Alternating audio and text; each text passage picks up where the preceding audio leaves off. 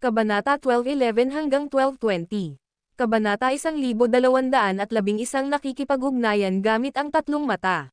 Hindi maintindihan ni Yusuf Zok kung ano ang chart ng 5-element Skylock, ni hindi niya alam kung alin ang 5 espiritu. Gayunpaman, nang pumasok siya sa shrine ng ninuno ng pamilyang Meskipon at maramdaman ang 5 supernatural na elemento ng hangin, kulog, yelo, apoy, at lupa na umaatake sa kanya, agad niyang napagtanto na ang tinatawag na 5 espiritu ay tumutukoy sa 5 elementong ito. Dahil taglay niya ang 4 sa mga banal na aklat ng 5 elements, halos hindi siya naapektuhan ng atake ng 5 espiritu. Maliban sa kulog at yelo, ang iba pang 3 supernatural na puwersa ay agad niyang nasipsip, at isang malaking bahagi ng enerhiya ang pumasok sa kanyang 4 na banal na aklat, at ang ilan ay sumanib sa kanyang dawsid. Parehong hinigop ng buto ng daw at ng mga banal na aklat ng 5 elemento ang enerhiya. Di nagtagal, muling umangat ang kanyang antas ng cultivation, at mabilis na lumago ang kapangyarihan ng kanyang dawsid. Ika-6 na baitang, ika-7 baitang, ika-8 baitang. Buzz, nang marating niya ang ika-8 baitang, naging matatag ang kanyang antas ng cultivation, at habang humahakbang siya pasulong, agad siyang kumawala sa yakap ng 5 elemento. Pagkalaya niya mula sa atake ng 5 elemento, agad niyang nakita ang isang higanteng balumbon na lumulutang sa kawalan sa itaas ng kanyang ulo, napapalibutan ng 5 nagliliwanag na aura na umiikot ng mabangis, na may nakakakilabot na bug zone ng hangin na nakakatakot pagmasdan. Ang chart ng 5-element Skylock. Huminga ng malalim si Yusuf Zok, hindi niya inaasahan na magiging ganito kaayos ang lahat. Lumapit ka sa akin. Ginaya niya ang kamay ng kataas-taasang langit at inabot ang higanteng balumbon. Gayunpaman, nang malapit ng hawakan ng kanyang kamay ng kataas-taasang langit ang balumbon, isang biglaang pagyanig ang naganap kasama ang 5 nagliliwanag na aura sa napakalaking balumbon, at ang malalakas na hangin ay sumalpok sa kanyang kamay ng kataas-taasang langit. Boom! Walang anumang babala, ang kanyang kamay ng kataas-taasang langit ay nabasag at nagkapira-piraso. Labis na nagulat si Yusuf Zok. Dahil sa kasalukuyang antas at enerhiya ng kanyang cultivation, ang kamay ng kataas-taasang langit ay napakalakas kaya kahit ang mga Diyos ay maaaring umatras sa takot, at ang mga nilalang tulad ng dakilang emperador, si Kaysen Meskipon, at iba pa, ay agad na mapapatay. Pero ngayon, hindi man lang nito kayang hawakan kahit isang maliit na balumbon. Ang balumbon na ito ay lubhang kakaiba, marahil ay naglalaman ito ng isang pambihirang bagay, hindi nakapagtataka na hindi ito panang-ahas ni Landen Torres na kunin mismo, tiyak na may itinatago itong isang malaking sikreto.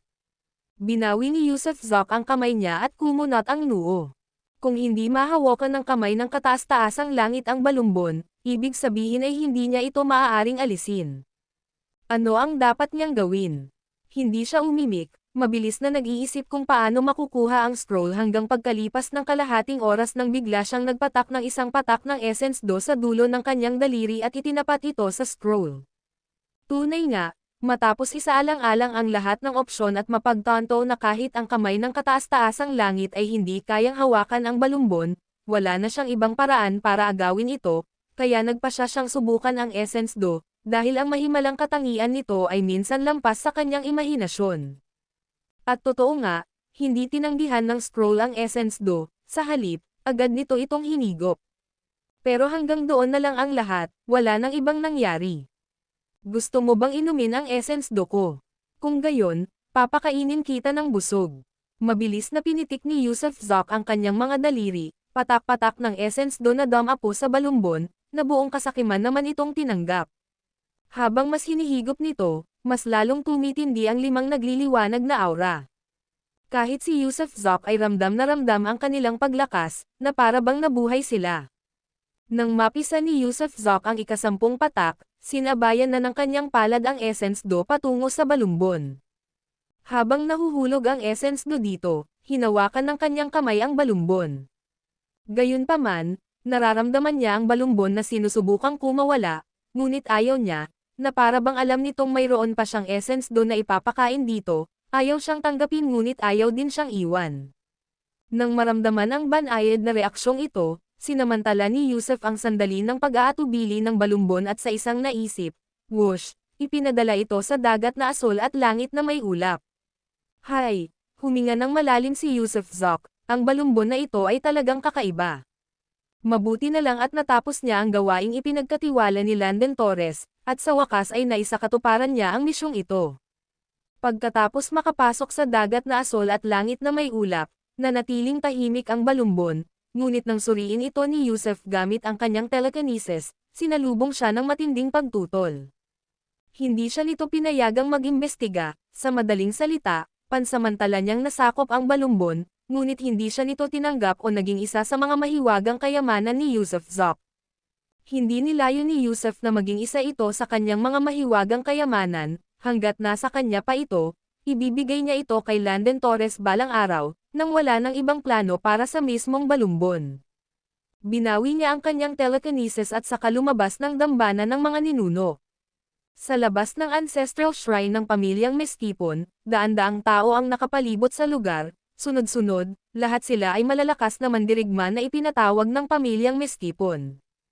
Gayunpaman, nang lumabas si Yusuf Zok, lahat ng mga mandirigma ay natakot ng husto kaya't agad silang umatras. Mukhang dismayado ang binata na nagngangalang Flynn Mestipon habang ikinakaway niya ang kanyang kamay, hudyat para sa lahat na mag-alis ng daan. Sumulyap si Yusuf Zok sa binata. Maingat na hinarap ng binata ang mga bagay-bagay at tiyak na magiging isang kahangahangang tao sa hinaharap. Tumawa siya ng mahina, kinuha ko na ang 5-element Skylock Scroll ng pamilya mo na si Mestipon. Kapag bumalik si Kaisen Mestipon, sabihin mo sa kanya na ito ang parusa sa pagkakasala niya sa akin. Siguraduhin mong hindi mo na yun uulitin, sabi ni Yusuf Zok nang may bahagyang ngiti, at pagkatapos ay sa isang hakbang lang, agad siyang nawala. Nagmamadaling pumasok sa dambana si Flynn Mestipon. Pero agad din siyang lumabas at kumuha ng message jade disc, at dali-daling sinubukang kontaken ang kanyang ama.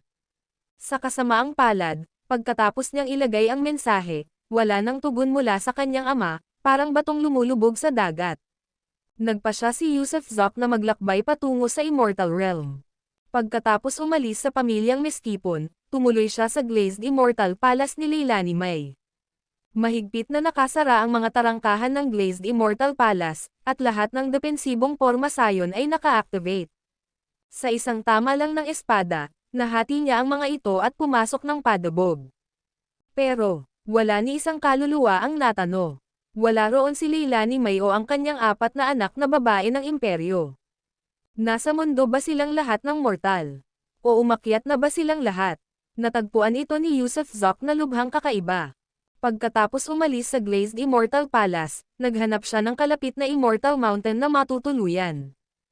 Ang Immortal Mountain na ito ay mayroon ding palasyo, at ang pasukan ay may nakasulat na, maliit na mansyon.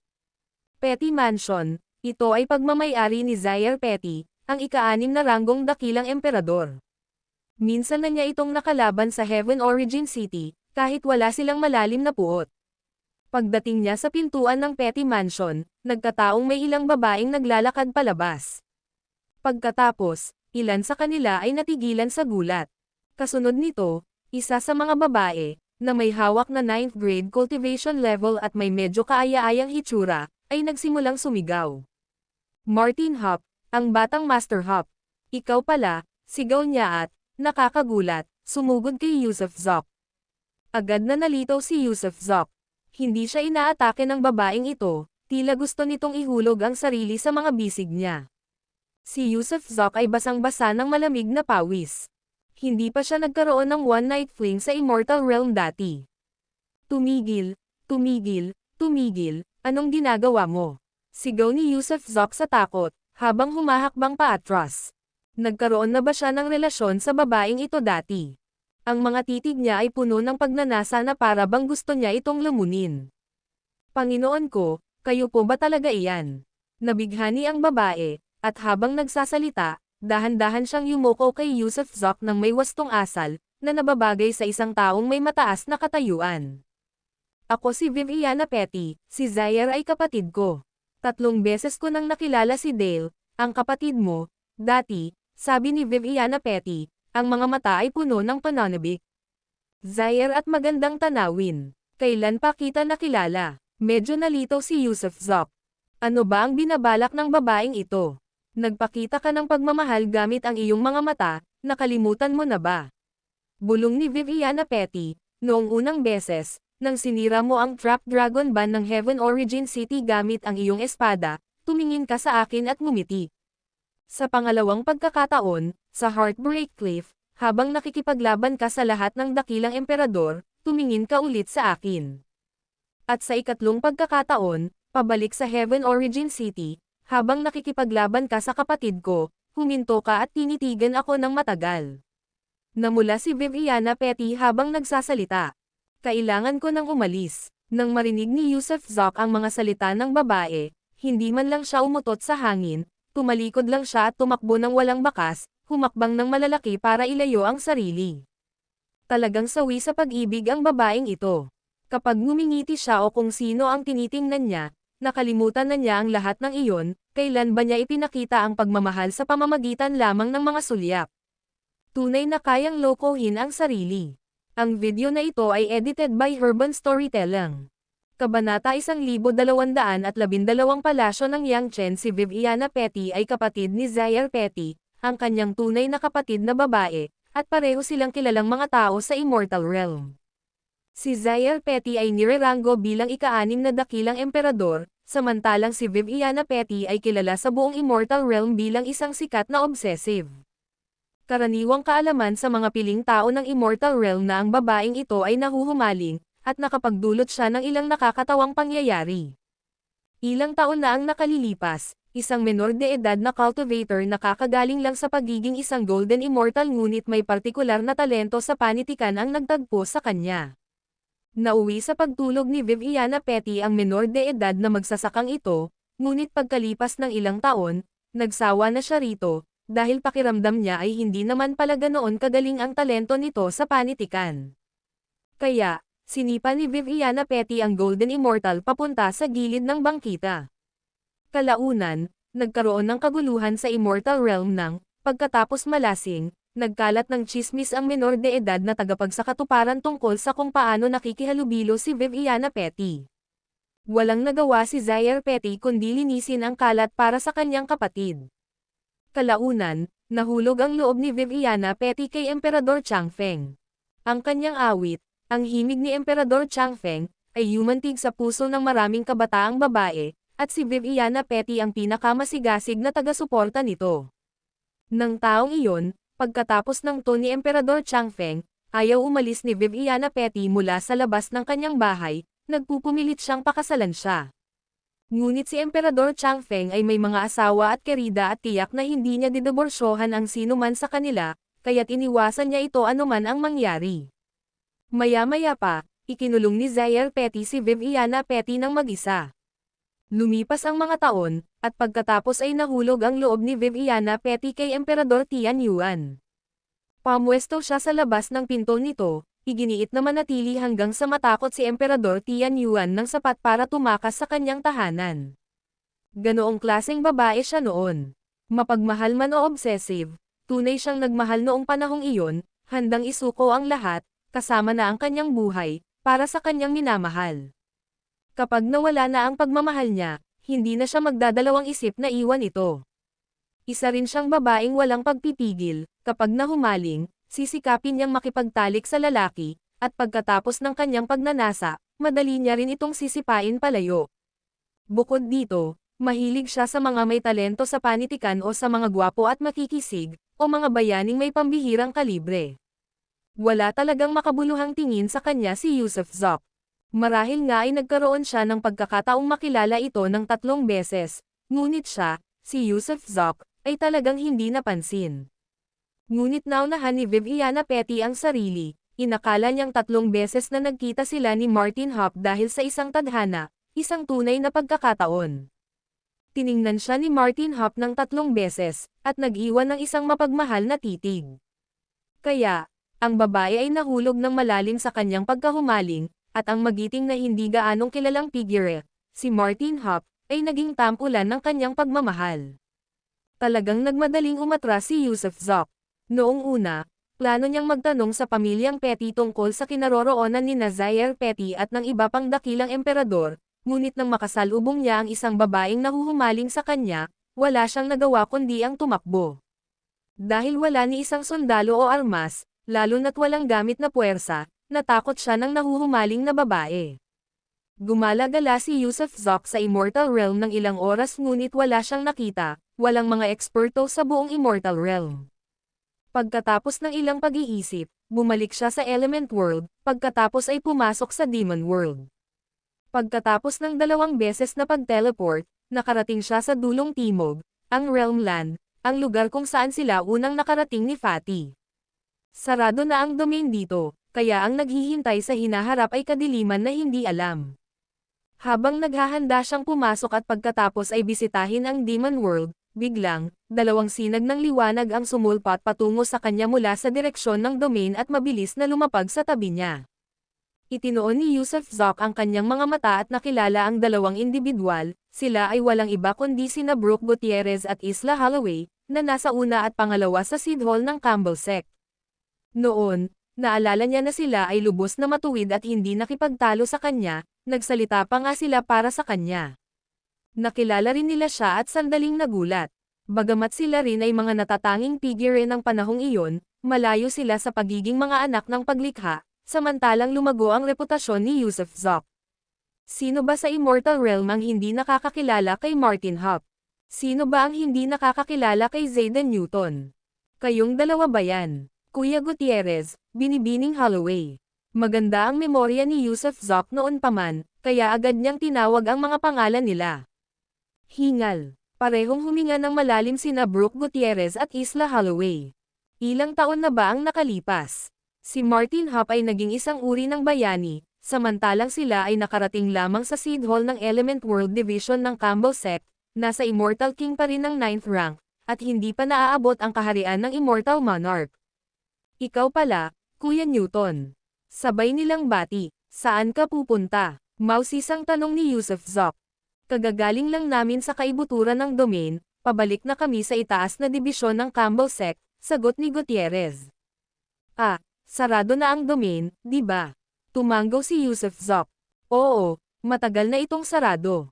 Pero saan ka pupunta? Tanong ni Gutierrez bilang tugon. Pupunta na ako sa mundo ng mga demonyo.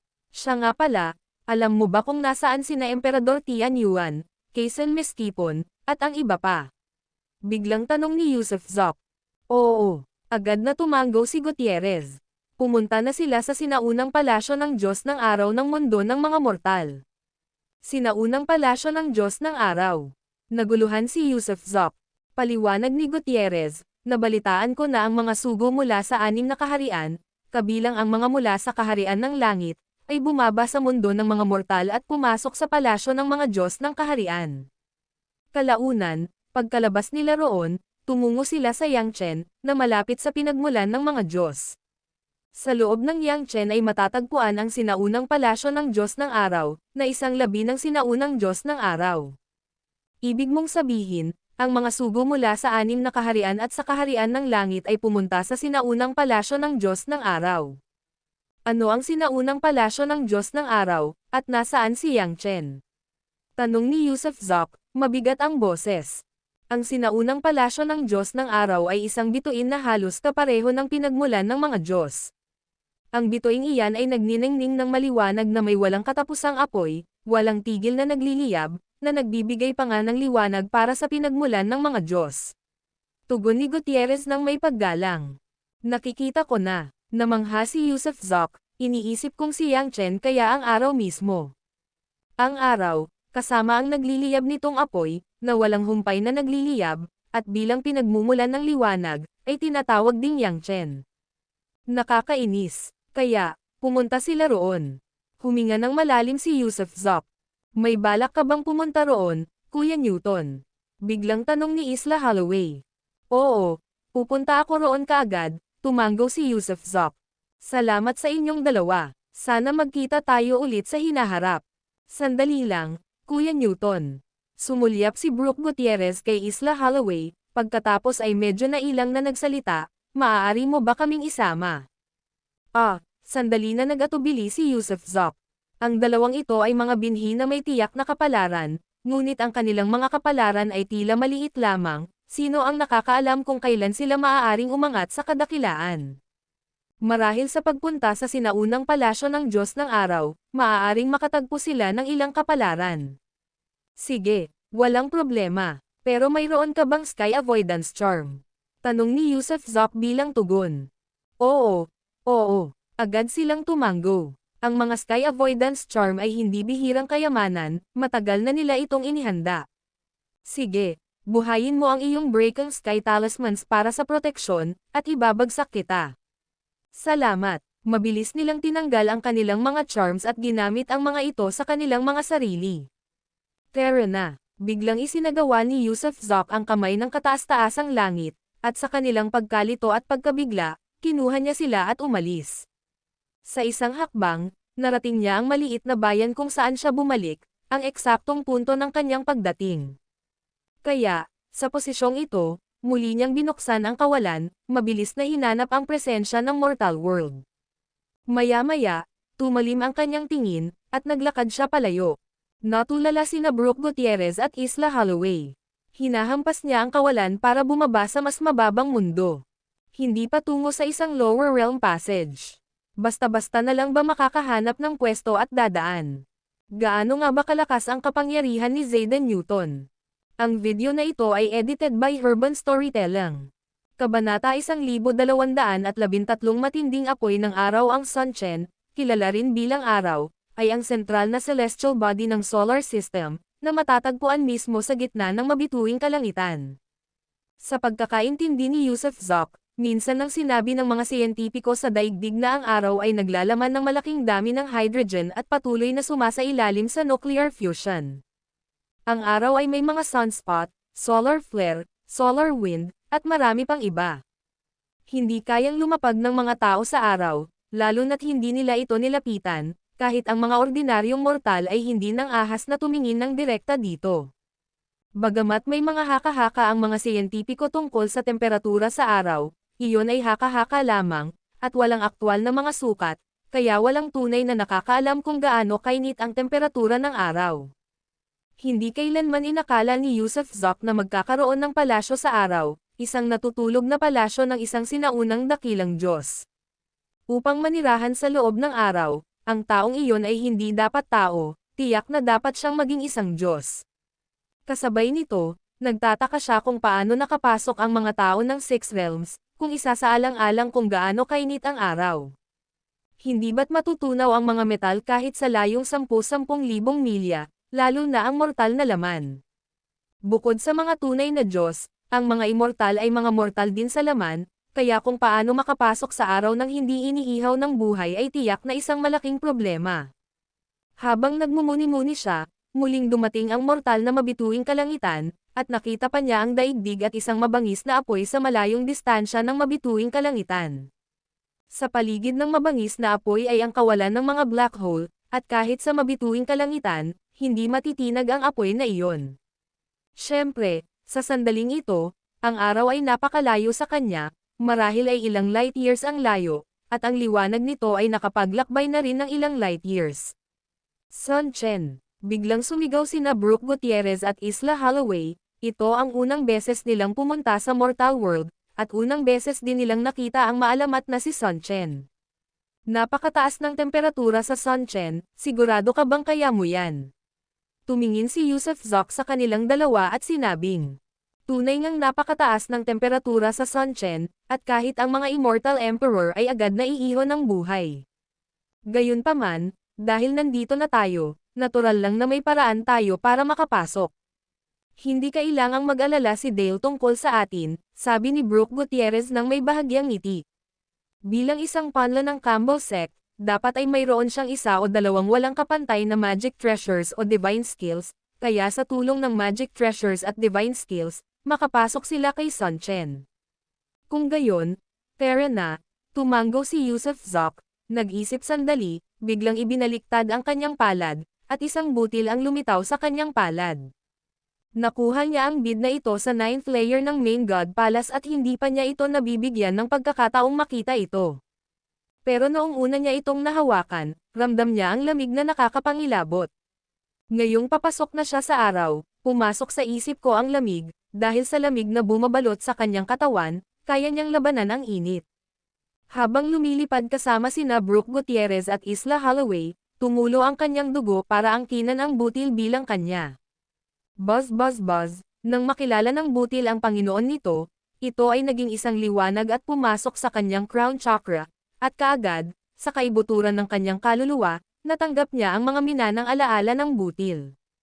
Malamig na perlas na sinauna, tatlong epekto. Una, kung itatago sa bibig ng bangkay, tuluyang mapipigilan ang pagkabulok. Pangalawa, maaari itong maglaman ng isang hibla ng primordial spirit, na tinitiyak ang walang hanggang kaligtasan. Pangatlo, kaya nitong tiisin ang matinding init, hindi naaapektuhan ng 10,000 apoy. Ito na, nang makita ito ni Yusuf Zoc, agad na nagliwanag ang kanyang mga mata sa pananabik. Sa totoo lang, kahit na malawak ang kanyang divine skills at nakapagbukas na siya ng 52 blood beads, ang pamumuhay sa Earth ay nagbigay sa kanya ng likas na takot sa araw. Total, ang init ng araw ay talagang mainit, at takot talaga siyang malitsin ng buhay. Ilang sandali pa, inilayo ni Yusuf Zoc sina Brooke Gutierrez at Isla Holloway ng 10 kilometro mula sa araw, at sa sandaling iyon, ang kanyang katawan ay naglabas ng isang walang kapantay na nagyayelong aura. Sa ilalim ng impluwensya ng aura na iyon, hindi niya naramdaman ang init. Kasabay nito, hindi nagpakita ng anumang senyales ng pagkasunog sina Brooke Gutierrez o Isla Holloway. Sa lohikal na pagsasalita, sa layong 10-10 kilometro, ang isang bulalakaw ay dapat matuno at maging tinunaw na bakal. Pero, kaunti lang ang pawis sa noo nila. Gumamit si Yusuf Zoc ng telekinesis para i-scan silang dalawa at natuklasan niya na si Brooke Gutierrez ay nakasuot ng kumikinang na panloob na damit na singnipis ng seda, eksakto ang silk dress, na siyang nagprotekta sa kanya mula sa init. Kung tungkol naman kay Isla Holloway, medyo simple lang ang kanyang kasuotan, ngunit tila ba may naglalabas na malamig na lamig mula sa kanyang mga buto. Ang babaeng ito ay tiyak na nagtataglay ng kahangahangang banal na kasanayan sa sistema ng tubig o ng mahiwagang kayamanan ng buhay sa sistema ng tubig. Matapos ay scan ang dalawa, itinoon niya ang kanyang telekinesis patungo sa araw, ngunit sa kasamaang palad, ang nagliliyab na liwanag at matinding apoy ng araw ay naging dahilan upang hindi makita ang lahat ng iba pa, maging ang kanyang telekinesis ay hindi ito makapasok. Mayroon ka bang anumang naiintindihan tungkol sa lugar na ito? Muling tanong ni Yusuf Zoc. Narinig lang namin ang tungkol sa mahiwagang palasyo ng araw sa loob ng mga apoy na ito ng araw, na itinayo ng isang sinaunang Diyos ng araw. Dahil sa natural na init at mga depensa, ang Sun Palace ay palaging isang ipinagbabawal na lupain na kahit ang mga Diyos ng Heavenly Realm ay hindi maaaring hawakan o pasukin.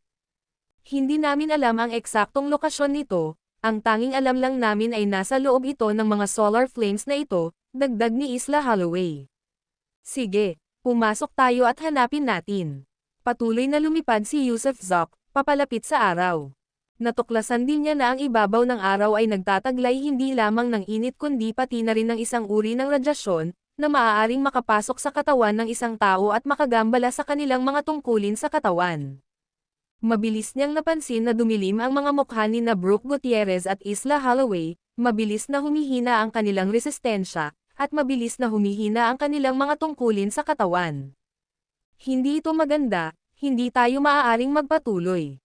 Biglang tumigil si Brooke Gutierrez, at si Isla Holloway, na may nababagabag na ekspresyon, ay nagsimulang umatras. Sa katunayan, nagsimula siyang umatras dahil kahit na kaya niyang tiisin ang init, ang tahimik at tumatagos na radyasyon ng araw ay sumasalakay sa kanyang katawan, naramdaman pa niya ang kanyang sarili na mabilis na tumatanda at lumalala. Kung susulong pa siya, ang buhay niya ay malalanta at mamamatay.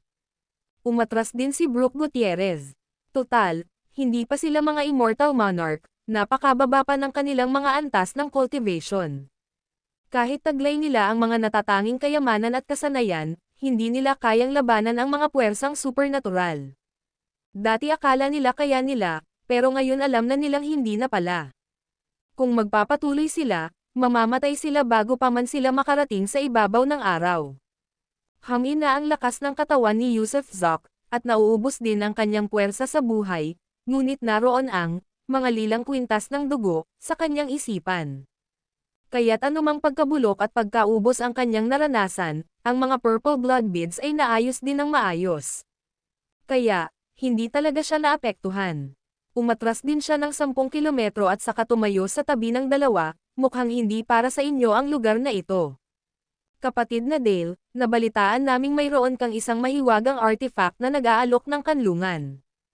Maaari mo ba kaming payagan na makapasok sa iyong mahiwagang sakop? Kung makakapasok ka sa palasyo ng Diyos ng Araw, maaari mo na kaming palabesin. Natapos magsalita si Isla Holloway at, kasama si Brooke Gutierrez, ay same time na yumuko kay Yusuf Zoc, na ipinapahayag ang kanilang pasasalamat ng maaga. Tanggap na natin iyan. Pinag-isipan ni Yusuf Zoc, tulong hanggang dulo, hindi naman kalabisan ang hilingin. Kung papasok siya sa isang palasyo ng Diyos ng Araw at walang ganoong radiation, walang magiging problema sa pagpapalaya sa mga ito. Isa pa, ang dahilan ng pagpunta niya rito ay hindi para maghanap ng kayamanan, gusto lang niyang mahanap sina Paisley Kirk at Mia, at pagkatapos ay para pasiglahin ang ilang tao, iyon lang.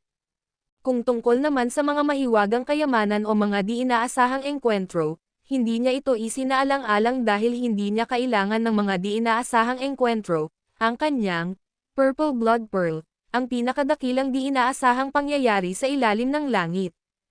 Pakawalan ninyo ang inyong mga sinaunang espiritu at pumasok kayo sa aking kanlungan.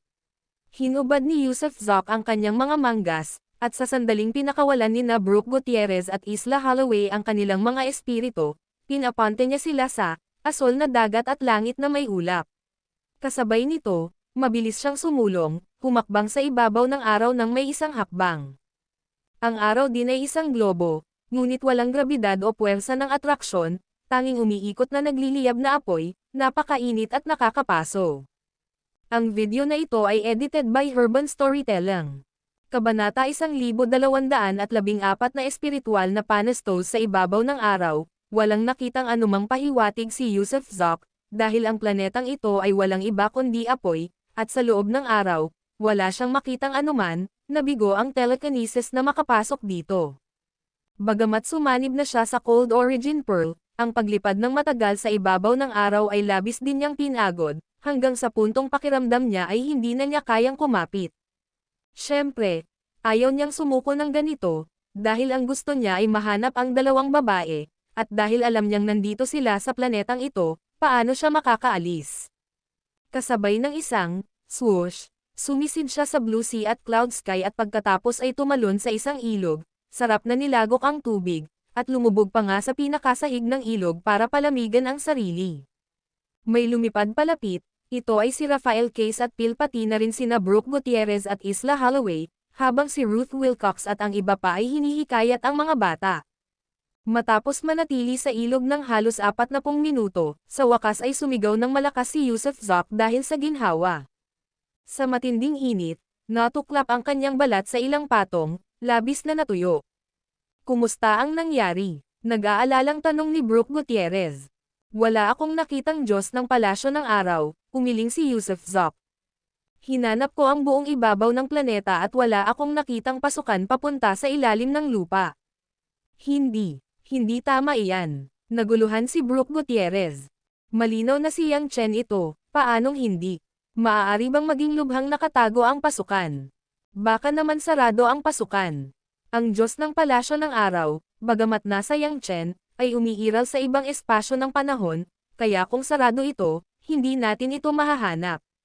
Pagsusuri ni Isla Holloway. Posible yan, tumanggo si Yusuf Zoc. Napakainit sa loob ng araw na ito, kahit pa mga sinaunang Diyos pa iyon, maliban na lang kung mahilig silang kumain ng apoy at init, hindi sila magtatayo ng palasyo rito, hindi nila ito matiis. May isa pang posibilidad, na ninangkit ang mga mata ni Brooke Gutierrez sa sandaling ito. Palaging bukas ang Diyos ng araw na palasyo, at nagkataon lang na dumating kami noong sarado ang palasyo. Posible nga iyan. Tumanggo si Yusuf Zoc. Guro, hayaan niyo po kaming lumabas ni Big Bull para maglibot-libot para matulungan kayong maglibot. Sabik na mungkahi ni Phil sa sandaling ito. Kalimutan mo na yon, di ba? Sabay na napatalon si Rafael Case. Pwede kang pumunta kung gusto mo, pero hindi ako pupunta. Ang paglabas doon ay parang nagiging inihaw na baboy, di ba? Ang matandang pilyong ito ay takot na takot sa kamatayan, kabilang sa tipo ng taong mahilig sa kasiyahan na hindi kayang magtiis ng paghihirap, at labis na maingat sa pagpapanatili ng sarili. Tinutulungan mo ang iyong Panginoon sa kanyang mga gawain, ayaw mo bang magpakita ng kahit kaunting paggalang sa magulang? Ngumisi si Phil, hindi nakangiti ang kanyang laman, tila magkakasundo sila ni Rafael Case. Anong paggalang sa magulang ang maipapakita ko? Ang mga banal na kasanayan ng aking guro ay napakalawak at walang kapantay sa mundo, kung hindi niya mahanap ang lugar, ano ang ibig sabihin kung natagpuan ko? Hindi ba't mas magaling ako kaysa sa aking Panginoon? Kaya hindi ko naman siguro pwedeng hanapin yun, di ba, Master? Lumapit si Rafael Case kay Yusuf Zoc, kinutya siya, sinusuntok ang likod, at hinihimas ang mga balikat. Kung mahahanap mo, tatawagan na lang kitang Master. Hindi naman sa hindi ko pa ito nagagawa dati, di ba? Kaya lumabas kayo ni Phil at magsaya. Pang-aasar ni Yusuf Zoc sa matandang pilyo habang natatawang sabi. Kasabay ng isang clap, lumuhad si Rafael Case sa paanan ni Yusuf Zoc at pagkatapos, may halong sipon at luha, ay nagsabi, Guro, huwag po sana kayong magsalita ng ganyan, pinaikli ninyo ang buhay ko. Lumayo ka sa akin, kung iiyak ka, umiyak ka mag-isa, huwag mong panasan ang ilong mo sa damit ko. Sinipal ni Yusuf Zoc ang matandang pilyo. Napakawalanjiya talaga ng lalaking ito, lagi niya itong tinatawag na master sa bibig niya, pero kahit kailan ay hindi niya ito nirerespeto ng buong puso.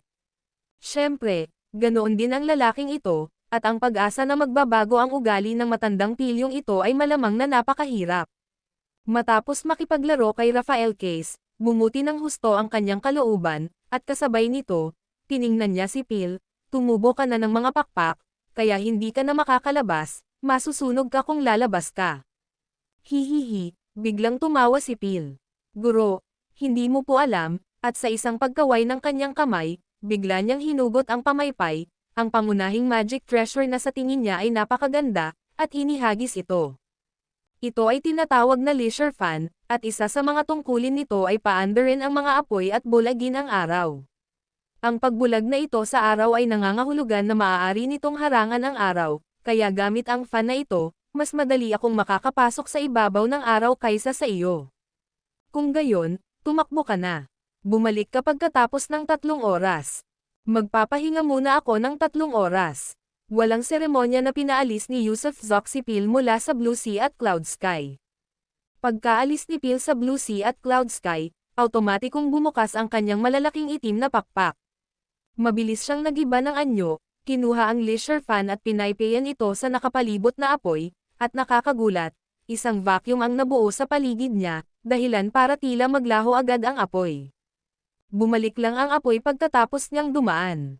Habang siya ay lumilipad at nagpapaypay, tila hindi siya naghahanap ng kayamanan kundi namamasyal, lubos na panatag. Nakahanap si Yusuf Zoc ng libreng oras at tumakbo pabalik upang biruin ang kanyang anak at ang ina ng bata sa sarili nitong palasyo. Hindi pa katagal ipinanganak si Hugh Zoc, hindi siya makapagsalita o makalakad, ngunit kaya niyang gumapang. Pagbalik ni Yusuf, gumapang si Hugh papunta sa kanya, habang tumatawa sa tuwa. Napakasigla ng batang ito, tila mayroon siyang natural na nakangiting mukha at bihirang umiyak. Si Ruth Wilcox, na nakataas ang buhok sa estilo ng isang batang matrona at mukhang mas makapal at mas kaakit-akit simula nang siya ay manganak, lalo na ang kanyang dibdib, na nakakatakot ang laki. Anong tinitingin-tingin mo dyan? Sinampal niya si Yusuf Zoc nang mahuli niya ang pilyong tingin nito. Isara mo ang pinto, isara mo ang mga kurtina. Bulong ni Yusuf nang may makahulugang sulyap. Wala ka bang hiya? Nanlaki ang mga mata ni Ruth Wilcox, maliwanag pa, at kakapanganak ko lang ilang araw pa lang. Gusto ko lang uminom ng gatas. Uminom ka nga, nandito na ang bata. Hindi napigilan ni Ruth Wilcox ang matawa at umiyak.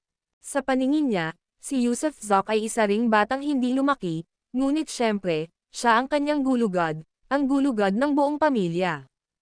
Marunong siyang mag-squat. Anak, pwede mo ba akong hatian ng pagkain mo? Masayang tanong ni Yusuf Zoc. Tumawa lang si Hugh Zoc, hindi alam kung naiintindihan niya o hindi.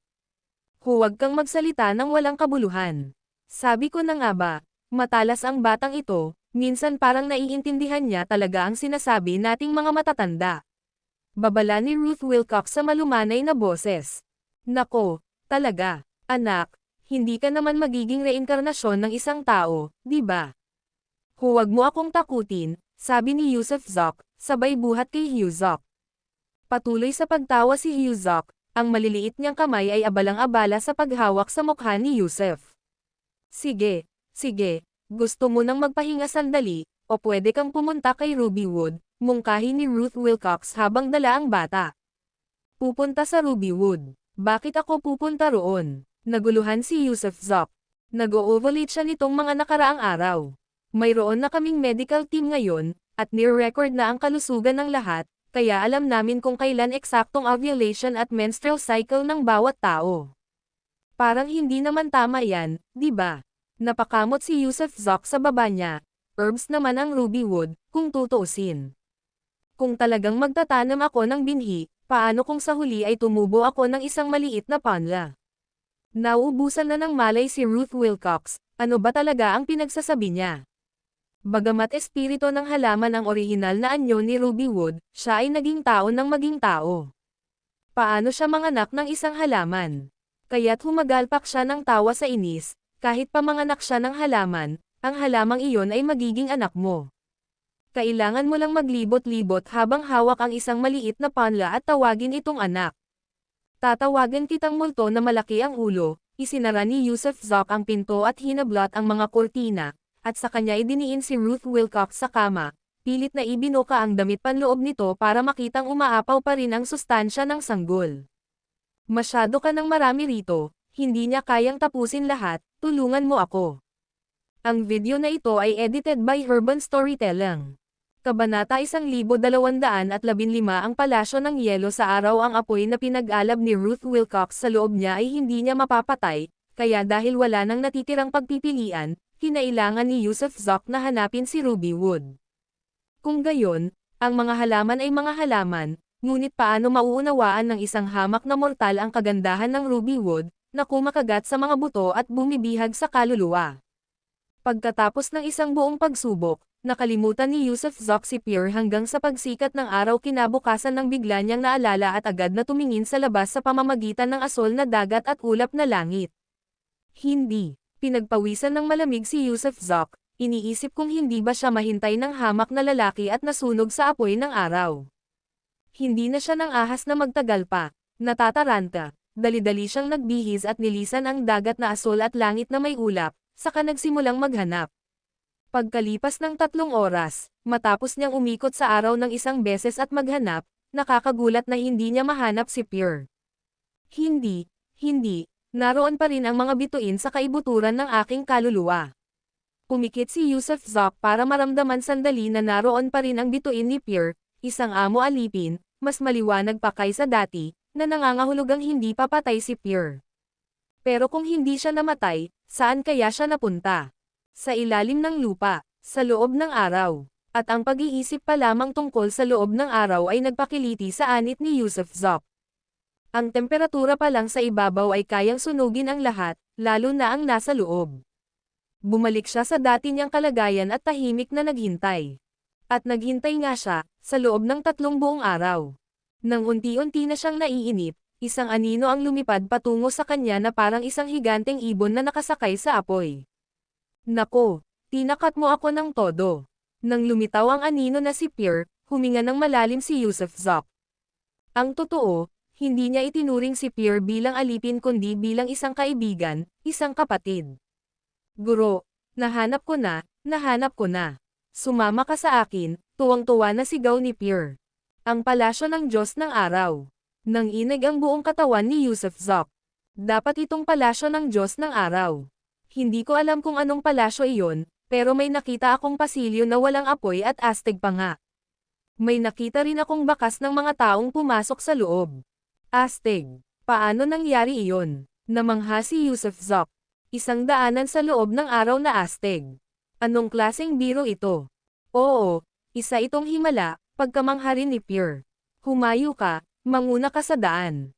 Agad na pinangunahan ni Pierre ang daan, at mabilis na lumipad ang dalawa patungo sa daan ang binanggit ni Pierre. Sa loob lamang ng 12 paghinga, Dinala siya ni Pierre sa isang nakataas na bunten ng lupa sa ibabaw, at ang bunten na iyon ay nagbubuga ng apoy, ang temperatura ay napakataas. Nandito lang yan, bumaba ka mula rito at maglakad ng mga 300 metro at mararating mo ang pasilyo.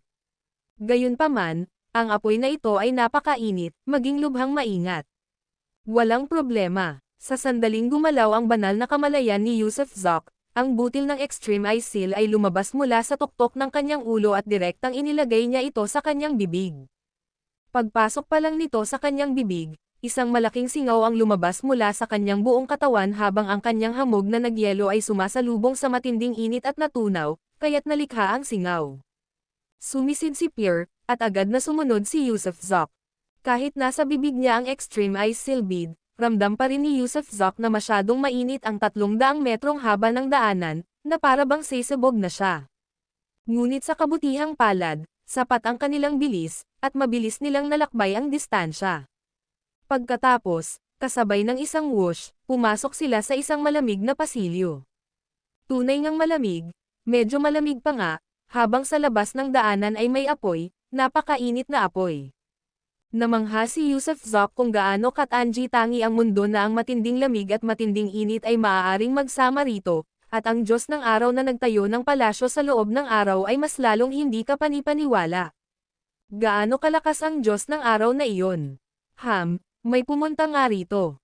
Napansin ni Yusuf Zok ang magulong mga bakas ng paa sa loob ng pasilyo, siksik at marami, mukhang maraming taong pumasok. Tama. Kailangan ding lumabas sina Brooke Gutierrez at Isla Holloway. Taglay ang isang kaisipan mula sa kanyang banal na kamalayan, sabay na pinakawalan ni Yusuf Zok sina Brooke Gutierrez at Isla Holloway mula sa dagat na asol at langit na may ulap. Pagkasulyap pa lang nila, nagulat na agad sila sa kanilang paligid. Sa likuran nila ay matinding init, ngunit ang kanilang kinatatayuan ay nakakapangilabot, isang tunay na mahimalang pakiramdam. Sige, magpatuloy na tayo, sabi ni Yusuf Zok habang nangunguna siya ng may kumpiyansang hakbang. Mahaba ang daanan at tila pababa rin, paliko-liko at paikot-ikot sa iba't ibang direksyon. Mabagal na nagpatuloy ang grupo, naglakad ng halos 2 oras bago narating ang dulo ng pasilyo. Sa dulo, may isang bukas na pintong bato, na iniwang nakabukas ng isang taong nauna nang pumasok sa kanila. Tara na, sabi ni Yusuf Zok, at naunang pumasok. Pagpasok niya, nanigas ang buong katawan niya dahil halos magpira-piraso ang laman niya dahil sa matinding lamig. Kasunod niya, pumasok sina Brooke Gutierrez at Isla Holloway at agad din silang nagyelo, ang kanilang mga katawan ay natatakpan ng isang patong ng mga kristal ng yelo, na siyang nagbubuklod sa kanila ng tuluyan. Apoy, inalog ni Yusuf Zok ang buong katawan niya, at habang nagliliyab ang apoy, natunaw ang mga kristal na yelo sa kanyang katawan, at sina Brooke Gutierrez at Isla Holloway ay lumikha rin ng apoy, na siyang nagtutulak sa lamig. Sabay-sabay, silang apat ay nakatitig ng may pagtataka sa isang kristal. Hindi, isang palasyo ng yelo sa harap ng kanilang mga mata. Hindi ka panipaniwala, mayroong isang palasyo ng yelo sa loob mismo ng araw, na may makukulay na bato na nakabaon sa loob ng mga pader na yelo nito, na naglalagay ng nakasisilaw na hanay ng mga kulay sa ibabaw ng palasyo. Hindi ka panipaniwala, kamangha-mangha, tunay na gawa ng banal na pagkakagawa. Walang tigil na bulalas ni Brooke Gutierrez. Sino ang makakaisip ng isang palasyo ng yelo sa loob ng araw? Gaano kalakas ang divine skills ng isang tao kapag nagtatayo ng yelo sa loob ng puso ng apoy? Siyempre, ang nakikita nila ay isang bahagi lamang ng Ice Palace, o marahil ay isang bahagi lamang ng vestibule nito. Sa harapan nila ay nakatayo ang isa pang gate, mahigpit na nakasara. Ang tarangkahang ito ay may 2 dahon, ang isa ay inukitan ng mga dragon at ang isa naman ay may mga phoenix, parehong totoong-totoo na parang totoong-totoo, sumisimbolo sa malas na pagsasama-sama ng dragon at phoenix. Gayunpaman, walang natagpo ang mga plaque o inscription. May naunang pumasok na nauna sa atin, kaya bakit sarado ang gate? Tanong ni Ruth Wilcox ng oras na iyon. Siguro may mekanismo sa pintuang ito, mag-ingat tayo, sabi ni Brooke Gutierrez, habang sumusulong at binubunot ang kanyang sandata gamit ang isang swoosh. Tunay nga, ang kanyang mahiwagang kayamanan ay hindi isang espada, ni hindi rin ito isang korbadong talam, kundi isang katana na handa sa labanan, hindi tulad ng katana ng mga samurai na kahawig nito. Asul ang katana at kumikinang dahil sa malamig na liwanag. Bagamat isang immortal artifact, ang pagkakagawa nito ay napaka-espesyal, na nagbibigay ng napakatalas na aura. Nanatiling hindi gumagalaw sina Yusuf Zoc at Ruth Wilcox, kasama si Isla Holloway. Hindi tinatabla ng telekinesis ang gate sa unahan, at walang ipinapakitang anumang abnormalidad. Pero, alam nilang apat na may mali talaga rito. Buksan mo ako. Kasabay ng isang, whoosh, sumugod siya palabas, ang kanyang espada ay naglalabas ng napakalamig na may pambihirang bilis. Gayunpaman, laking gulat ng lahat, nang tumama ang liwanag ng talon sa Dragon Gate ng Ice Gate, agad itong naglaho, tuluyang nilamon. Hindi, isa itong ilusyonaryong tarangkahan, hindi totoo, peke ito. Sigaw ni Brooke Gutierrez ng sandaling iyon. Siya, huminga ng malalim si Yusuf Zoc, saka tumabi kay Brooke Gutierrez at itinuro ang Dragon Gate sa kaliwa. Whoosh, walang sagabal, at diretsong pumasok ang daliri niya. Tulad ng inaakala ko, isang pekeng gate, una na akong papasok. Hindi pinansin ni Yusuf Zoc ang iba at pumasok na lang. Swoosh, swoosh, mabilis na sumunod sina Brooke Gutierrez at Ruth Wilcox, na naglakad papasok sa Dragon Gate. Gayunpaman, habang si Isla Holloway ang pang-apat na sumunod, naglalakad patungo sa Dragon Gate, isang nakakagulat na sigaw ang biglang umalangaw-ngaw, at pagkatapos ay nabuhay ang dragon mula sa ilusyonaryong gate, direktang sumugod kay Isla Holloway. Nagulat, mabilis na tinapik ni Isla Holloway ang kanyang mga daliri ng sunod-sunod, Extreme Ice Seal, Extreme Ice Seal. Ang video na ito ay edited by Urban Storytelling. Kabanata 1216 na Martin Hop. Boom! Ang totem dragon na pumailang lang ay napakalakas. Sa isang iglap, ang maraming patong ng Extreme Ice Seal na inilatag ni Isla Holloway ay nabasag ng dragon, at pagkatapos ay nagpatuloy ang dragon sa pagsalakay patungo sa kanya. Alam ni Isla Holloway na wala siyang kalaban-laban sa dragon na ito. Total, masyadong mababa ang level niya.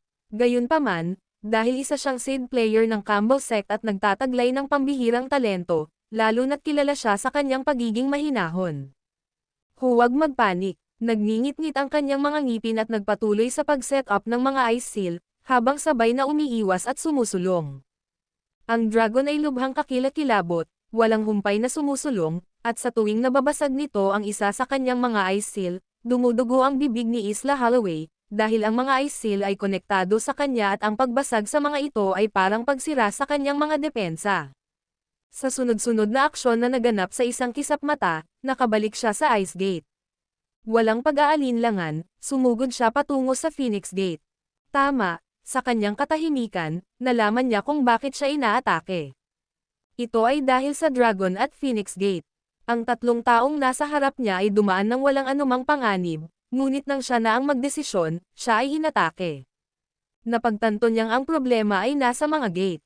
May landas ang mga Dragon, may landas din ang mga Phoenix. Bilang isang babae, natural lang na kailangan niyang tahakin ang Phoenix Gate.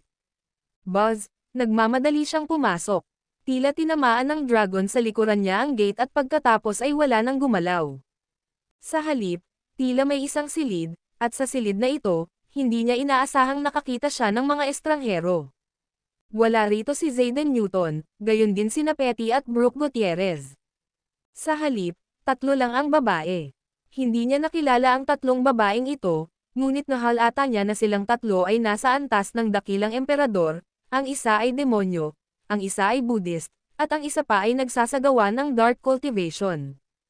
Nakita na ni Junior ang tatlong senior, sabi niya, hindi lumilingon sa paligid kundi direktang yumuko. Ha, nasa Immortal King ka lang ba ng 9th grade? Wala akong maalala na may sino man dito na nasa antas ng Immortal King dati. Paano kayo nakapasok? Labis na namangha ang tatlong babae. Paano makakapasok ang isang simpleng haring walang hanggan sa banal na lungsod? Pumunta ako rito kasunod ng ilang kasama, salamat sa kanilang tagapagtanggol, kaya nakapasok ako sa lugar na ito.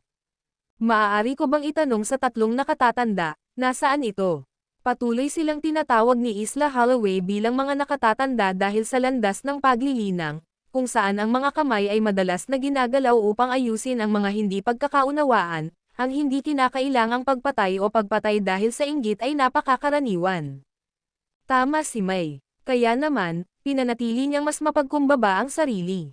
Ang silid na ito, hindi tayo makakalabas, sabi ng Buddhist practitioner. Hindi siya si Mia, dumating din ang ilang babaeng madre mula sa Buddha world, at isa lamang si Mia sa kanila. May ilang babaeng madre na napakaganda at kilala rin bilang anak ng paglikha, ngunit si Mia ay sadyang kakaiba. Hindi makalabas. Natigilan si Isla Holloway, pagkatapos ay lumingalinga siya sa paligid. Ang lugar na ito ay isang parisukat na silid na gawa sa yelo na walang mga pinto o bintana. Ang lawak nito ay mga 10 metro kwadrado lamang, napapalibutan ng yelo, hindi mapasok sa panlabas na anyo, at hindi magagamit ang divine sense. Hindi ba maaaring mabasag ang yelong ito? Tanong ni Isla Holloway. Kung mababasag mo lang iyan, magpapasalamat kami sa iyo, sabi ng 3 babae ng may bahagyang ngiti, hindi naghahanap ng mali kay Isla Holloway dahil lang sa sarili nilang lakas. Kumunat ang noo ni Isla Holloway. Ang iba pa ay 3 dakilang emperador, kasama ang isang demonyo, madilim, at Buddhist practitioner. Kung hindi makakalabas silang 3 sa ice chamber, ano pa ang pagkakataon niya? Ang gulo nito, bulong niya sa sarili, saka nagsimulang maghanap ng paraan para malutas ito. Samantala, pumasok din si Petty sa isang silid. May isang tao sa silid, isang anak ng paglikha mula sa mundo ng mahika. Ang taong ito ay gwapo at kaaya-aya, may asol na mga mata at puting balat, malinaw na isang marangal, at naglalabas ng isang nagliliwanag na aura. Pagpasok pa lang ni Petty, biglang tumayo ang lalaki, nakaramdam ng masamang aura. Galing ka ba sa blood race? Malamig na tanong ng lalaki. Pinaikit ni Petty ang kanyang mga mata, galing ka sa walang kwentang angel clan na yan, di ba? Mamatay ka na. Nanginginig ang kanyang katawan, at pagkatapos ay 6 na pares ng pakpak, 12 puting pakpak, ang kumalat, na naglalabas ng liwanag ng ningning at kabanalan. Kahit na mga demonyo rin sila, na nakaharap sa blood race, sila ang itinuturing na pinakamatuwid. Sus Mariosep, habang inaalog ni Zaire ang kanyang palso, lumitaw ang mga magic treasures, isa na rito ay isang espada. Sa isang marahas na paghakbang pababa, agad na naputol ang mga pakpak ng anghel. Mga mahiwagang kayamanan, paano mo nakuha ang mga mahiwagang kayamanan? Bumagsak sa lupa ang lalaki, sumigaw sa takot. Paano ko naman sila hindi makukuha? Tumalon si Zaire at tinapakan ang likod ng taong ibon, saka idiniin ang kanyang espada sa likod ng ulo ng taong ibon at sinabing, blood race, napakasarap ng dugo, napakabango. Habang sinasabi ito, itinulak niya pababa gamit ang kanyang espada, direktang naputol ang ulo ng taong ibon, at tumalsik ang mainit na dugo. Wala na siyang ibang pakialam, yumuko siya sa naputol na leeg at buong tapang na ininom ang dugo. Ang blood race at ang angel clan ay natural na magkaaway, parehong nakakaramdam ng kasamaan sa aura ng isa't isa, na may taglay na nakamamatay na atraksyon para sa kanila. Bagamat hindi makaakyat sa pagka-Diyos si Zaire, dahil pinalayas siya ng kalangitan, hindi iyon naging hadlang para maging makapangyarihan siya. Matapos makuha ang mga magic treasures at ang essence do, siya ay muling nag-ebolusyon, naging mas malakas kaysa sa dakilang emperador, mas malakas pa kaysa sa mga Daojun. Sa kasaysayan ng lahi ng dugo, mayroong isang ninuno na nagngangalang Cain, nakakampi ng mga Diyos at lampas sa kanilang kontrol. Kahit hindi siya isang Diyos, wala ring magagawa sa kanya ang mga Diyos. Pero kalaunan, namatay si Cain, at hindi alam ang sanhi. At si Zaire ay inapo ni Cain, kaya unti-unti rin siyang lumalakas. Kuwit, sa isa pang lihim na silid, nakaluhod si Brooke Gutierrez kasama sina Kaysen Mestipon at Zaire Petty kasama ang 3 dakilang emperador na hindi niya nakilala bago siya. Nakita na niya sina Kaysen Mestipon at Zaire Petty dati, kahit nasa malayo lang, pero nakita pa rin niya sila at malinaw na naaalala, kaya nang makita ang 2 dakilang emperador na ito, napaluhod na lang siya. Total, si Kaysen Mestipon ang pinuno ng Campbell sect. Paano ka napunta rito? Tanong ni Kaysen Mestipon sa kanya, ano ang pangalan mo? Taga saan ka? Bilang tugon sa dakilang emperador, ako ay nagmula sa Campbell Upper Academy Seed Hall ng Element World, ang pangalan ko ay Brooke Gutierrez, sinundan ko ang aking mga kasama rito. Ah, taga-sektang Campbell ka rin ba? Nagkataon naman yun. Mukhang medyo nagulat si Kaysen Meskipon, dahil miyembro rin siya ng sekta niya. At sino ang mga kasama mo? Sa antas ng paglilinang mo, paano ka nakapasok dito? Kabilang sa mga kasama ko ang aking kapareha sa paglilinang, si Isla Holloway mula sa Campbell Seed Hall, at gayon din. Sa puntong ito, nagsimulang tumulo ang malamig na pawis ni Brooke, naalala niya ang ilang suman ng loob sa pagitan ni Zayden Newton at Kaysen Meskipon tungkol kay Aiden Wilkinson, tungkol sa kwento kung saan na-corner ni Kaysen at Leilani May si Zayden ngunit nakatakas ito. Kaya, hindi na niya naituloy. Tinaas ni Kaysen ang kanyang mga kilay na may pagbabanta, walang sinasabi, ngunit isang mapang-ipang aura ang bumalat kay Brooke. Nariyan din si Zayden Newton at ang kanyang alipin sa dugo, si Zayden ay si Martin Hop. Kalokohan. Maganda ang kasinungalingang ito, haha. Mga hindi tapat kayong mga disipulo ng Campbell sect, ano? Ang iba, nang marinig ang pangalang Martin Hop, ay hindi napigil ang matawa. Hindi ba't pinatay nila si Martin sa Magic World? Pero sinabi pa rin ni Brooke na kasama niya itong pumasok. Kung hindi ito pagsisinungaling, ano nga ba iyon? Ang video na ito ay edited by Urban Storytelling. Kabanata 1217 Walang daan patungo sa langit, walang pinto sa lupa. Ang mga salita ni Brooke Gutierrez ay hindi pinaniwalaan ni Newman, kasama na si Kaysen Meskipon na ang ekspresyon ay dumilim. Namatay si Martin Hop sa kanyang harapan, sa katunayan, kumilos pa nga siya.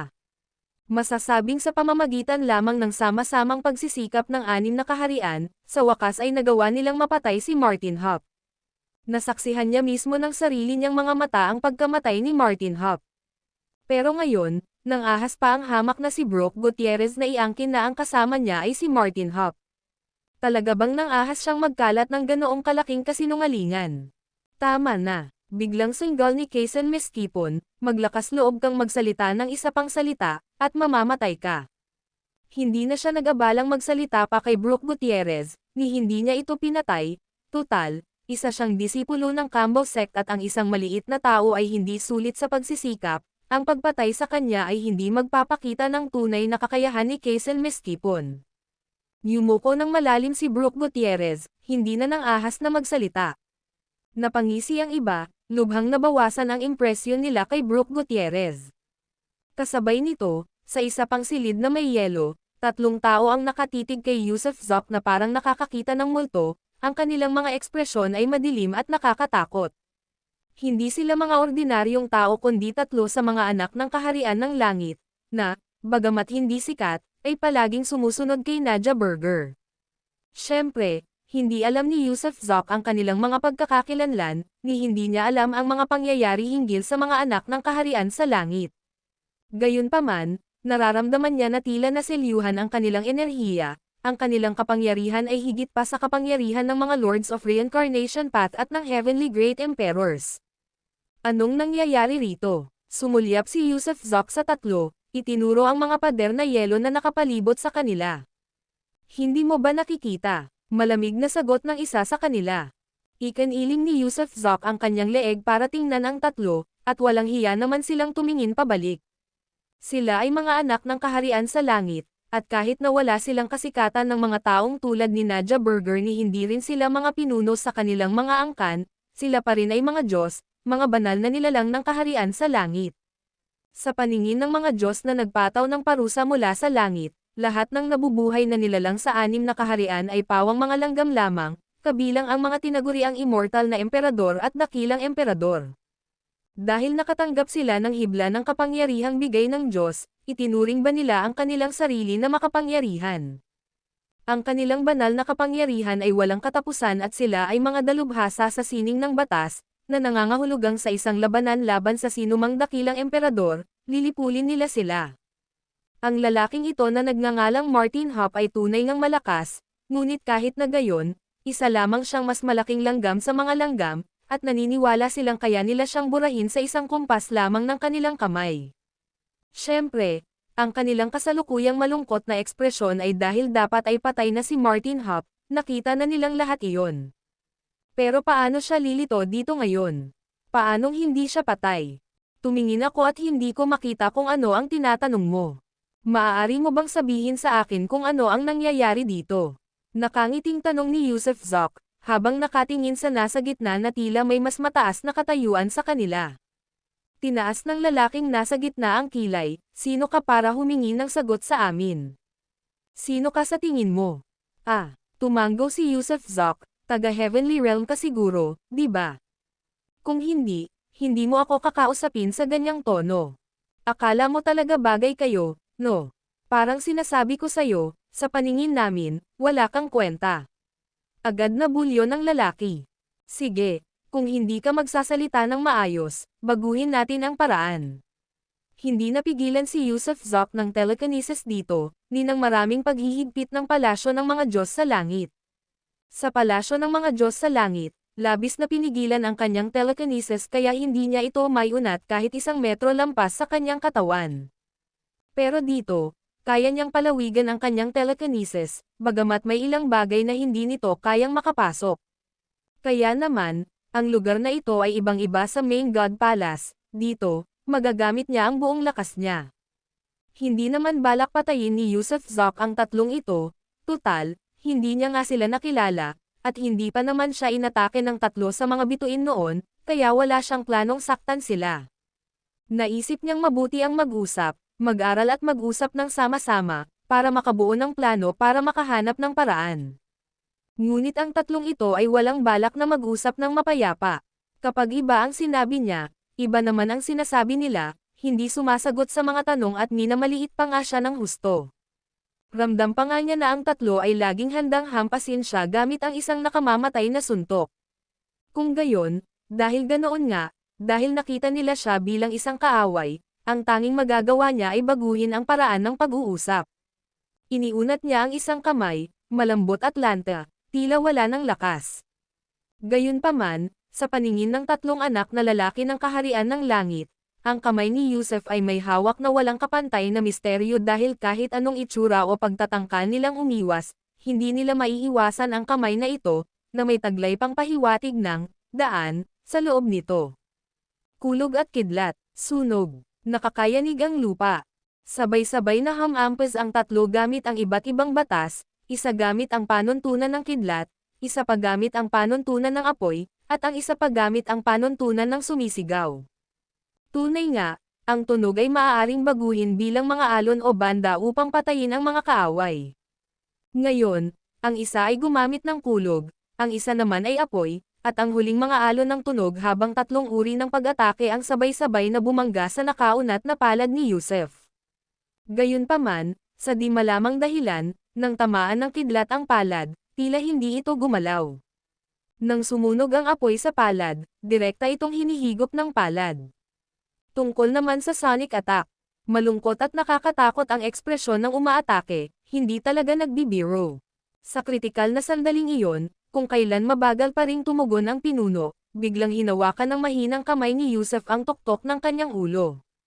At nang akmang gagamitin na ni Yusuf ang Withering and Flourishing technique para maubos ang kanyang lakas, sa wakas ay gumanti ang lalaki. Dahil galing sila sa makalangit na sakop, mayroon din silang ilang disenteng mga trick at totoong kasanayan. Habang nanginginig ng husto ang buong katawan niya, isang butil ng butil ang lumipad mula sa itaas ng kanyang ulo, parang bola ng kulog, at direktang tumama sa palad ni Yusuf. Boom! Nakaramdam si Yusuf ng sakit, ang kanyang palad ay biglang lumiit, ngunit pagkatapos noon, nagalit siya at humakbang pasulong, agad na inilatag ang kanyang Skyway Domain. Ito ang kanyang bagong banal na kapangyarihan, hindi isang Divine Realm, hindi isang Emperor Domain, kundi isang Realm of the Way. Ang realm na ito ay maaari lamang umabot ng ilang metro, ngunit sa loob ng mga metrong iyon, siya ang daan. Sa paglitaw ng Skyway Domain, agad itong naramdaman ng tatlong anak na lalaki ng Heavenly Realm, at pagkatapos ay nanginig silang tatlo sa takot. Ang domain ay sumasalamin sa awtoridad ng Heavenly Daw, na nagparamdam pa sa tatlo na lumuhad bilang pagsukok. Sumabog. Tinapik ni Yusuf ang butil ng kulog, at kasabay ng isang boom, ang bola ng kulog ay sumabog at nagpira-piraso, at agad na damyugo ang ilong at bibig ng pinuno nang siya ay matamba patalikod. Ayaw siyang bitawan ni Yusuf, Nagpatuloy siya sa pagsulong at gamit ang nakatagilid na kamay, sinugod ang lalaki. Magaan at casual ang galaw na iyon, katulad ng kung paano umatake ang mga spirit weapon sa Main God Palace, at pumutol pa siya gamit ang isang palad, na tamaan ang pinuno sa ulo. Kasabay ng tunog ng lapo, na parang paghiwa ng pakwan, dinurog ng hampas ng palad ang ulo ng pinuno. Ang hampas ng palad na ito ay hindi lamang basta banal na kapangyarihan, ito ay hinubog ng sining ng batas ng Taiji, kung saan ang puwersa ng Taiji ay isang kataas-taasang kapangyarihan na katumbas ng sadaan. Nang mabasag ang ulo, agad na namatay ang pinuno, ang mga banal na nilalang ng Heavenly Realm ay walang primordial spirit, o sa halip, ang kanilang mga pisikal na katawan ay ang kanilang primordial spirits, kaya kapag nawasak ang ulo, namamatay din ang espiritu. Mula sa sandaling gumawa si Yusuf ng hakbang hanggang sa casual na pagpatay sa pinuno, ang buong pangyayari ay tumagal lamang ng isang sandali, nakakagulat na napakabilis. Samantala, namutla ang mga mukha ng dalawa pa habang nanginginig sa takot, dahil ang kanilang kapangyarihang batas ay hindi epektibo laban sa sitwasyong ito, ang butil ng kulog ng pinuno ay nabasag sa isang tapik lamang ng daliri, at naangkin ni Yusuf ang Skyway Domain, na ikinatakot ng dalawa. Dito, walang pagtatago at walang pagtakas, kaya biglang sumibol ang kawalan ng pag-asa sa loob nila, pakiramdam nila ay walang daan patungo sa langit o anumang labasan patungo sa lupa. Ang video na ito ay edited by Urban Storytelling. Kabanata 1218 Debo, ngayon, pwede ba tayong mag-usap ng maayos? Matapos basagin ang ulo ng anak ng kaharian sa langit, masayang tiningnan ni Yusuf Zop ang dalawa pa, na nanginginig sa takot. Sila ay mga banal na nilalang, mga Diyos na nagmula sa kaharian ng langit. Bagamat limitado ang kanilang lakas, nanatili pa rin silang mga Diyos. Ngunit ngayon, kahit ang mga Diyos ay walang pagkakataon sa harap ni Martin Hop, kaya sila ay nawalan ng pag-asa, nanginginig sa takot. Mas kinatatakutan nila ang kamatayan kaysa kaninuman. Ano ang gusto mong pag-usapan? Tanong ng isa sa kanila, nagkunwaring kalmado. Ano ang problema sa silid na yelong ito? Tanong ni Yusuf Zok, habang itinuturo ang kanilang paligid. Ito ang Flame Strange Ice, isang mahimalang kristal ng yelo na nabuo sa ilalim ng matinding init at matinding lamig. Ang yelong ito ay napakatigas, hindi tinatablan ng tubig, apoy, at mga armas. Kaya nga hindi tayo nakaalis sa silid na ito ng yelo simula nang pumasok tayo. Kakaibang yelo na nagliliyab. Nagulat si Yusuf Zop. Ang apoy ay kumakatawan sa apoy, at ang yelo ay kumakatawan sa tubig, ngunit ang tubig at apoy ay maaaring magkasamang bumuo ng isang mahimalang yelo. Binago nito ang kanyang pangunawa. Siyempre, hindi niya ito pinag-isipan ng matagal ngunit patuloy na nagtanong, kung gayon bakit ako napunta rito noong pumasok ako sa Dragon Gate. Ang Dragon at Phoenix Gate ay isa talagang teleportation array. Ang mga lalaki ay dapat pumasok sa pamamagitan ng Dragon Gate, at ang mga babae naman ay sa pamamagitan ng Phoenix Gate. Kung mali ang pipiliin ng isa, aatakihin sila ng Dragon at Phoenix Gate, at pagpasok nila, automatiko silang ihihiwalay at ililipat sa iba't ibang silid ng yelo. Maaari lamang makapasok ang isang tao sa tunay na templo ng Diyos ng Araw at makuha ang mana nito sa pamamagitan ng pagsira sa silid ng yelo. Tumango si Yusuf Zop. Kaya, hindi naging madali ang pagtanggap ng mana ng templo ng Diyos ng Araw. Kaya kung hindi natin masisira ang pader na ito na may yelo, mananatili ba tayong nakakulong dito magpakailanman?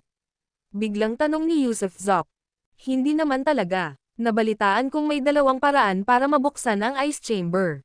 Isa na rito ay sa sandaling makuha ng isang tao ang mana ng Diyos ng Araw, automatikong luluwag ang mekanismo ng paglock ng lahat ng porma sayon, at lahat ng papasok sa templo ng Diyos ng Araw ay automatikong maililipat palabas. Ang isa pang paraan ay nangangailangan ng isang partikular na uri ng apoy. Hanggat ginagamit ang apoy na ito, lahat ng silid ng yelo ay matutunaw. Sa asensya, ang lugar na ito ay isang porma sayon, at lahat ng silid ng yelo ay nakakonekta sa base ng porma sayon. Kaya, kapag nagamit na ang apoy, lahat ng silid ng yelo ay matutunaw. Anong klaseng apoy? Kumurap si Yusuf Zop. Malamig na yelo at matapang na apoy. Ito ba ang sinasabi mo? Ngumiti si Yusuf Zop ng bahagya. biglang nagliyab ang buong katawan niya, partikular na ang asul na Cold Ice Bolt Flame na nakuha niya nang makulong siya ni Tyler Nash sa isang balon sa Origin Star System. Nang makita ang pagsiklab ng Cold Ice Bolt Flame kay Yusuf Zok, halos malaglag ang panga ng dalawang anak ng Heavenly Realm. Kung gayon, magsunog tayo. Idiniin niya ang kanyang palad sa isa sa mga pader na may yelo, na mabilis na nagliyab ng dumampi sa Cold Ice Bolt Flame. Hindi lang ang pader na ito, kundi pati na rin ang iba pang mga pader ay mabilis na nagliyab. Ang Cold Ice Bolt Flame ay sadyang dinisenyo upang kontrahin ang ice chamber na ito, katulad ng natural nitong kaaway. Ang mga pader na may yelo ay parang gasolina, nang dumampi sa Cold Ice Bolt Flame, hindi lamang nagliyab ang silid ng yelo ni Yusuf Zok, kundi pati na rin ang lahat ng magkakaugnay na silid ng yelo, na walang humpay na nagliliyab na parang kuryenteng nagliliyab. Ilang sandali pa, kasabay ng isang malakas na bang, nabasag ang silid ng yelo ni Yusuf Zok, at nakarinig din siya ng sunod-sunod na tunog ng bang, bang.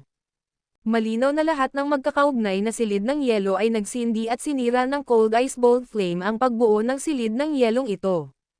Habang bumabagsak ang kalangitan ng mga kristal ng yelo, sa wakas ay malinaw na nakita ni Yusuf Zok ang tanawin sa harap niya. Natano niya ang isang palasyong gawa sa mga kristal ng yelo, at sa ibabaw ng bubong nito ay kumikinang ang isang kumikinang na perlas. Instinctively, naramdaman niyang kakaiba ang butil, at nang inabot niya ito gamit ang telekinesis, ang malamig na tugon mula sa butil ay sumakit ng husto sa kanyang kaluluwa. Isa itong water element bead. Diyos ko, hindi nakapagtataka na ang isang ice palace ay maaaring may tayo sa loob ng enerhiya ng araw na ito. May water element bead dito. Habang siya ay mausisa, maraming tao ang biglang lumabas mula sa iba pang sumabog na mga silid ng yelo, pagkatapos ay ang ilan ay nagsimulang sumigaw, at hindi mabilang na mga ilaw ang sumugod patungo sa water element bead sa tuktok ng palasyo. Ang water element bead, na mahalaga para sa pagpapatatag ng palasyo, ay napakahalaga para sa pagkakaroon ng ice palace. Siyempre, ang water element bead ay hindi ang tunay na pamana ng solar temple na ito. Boom!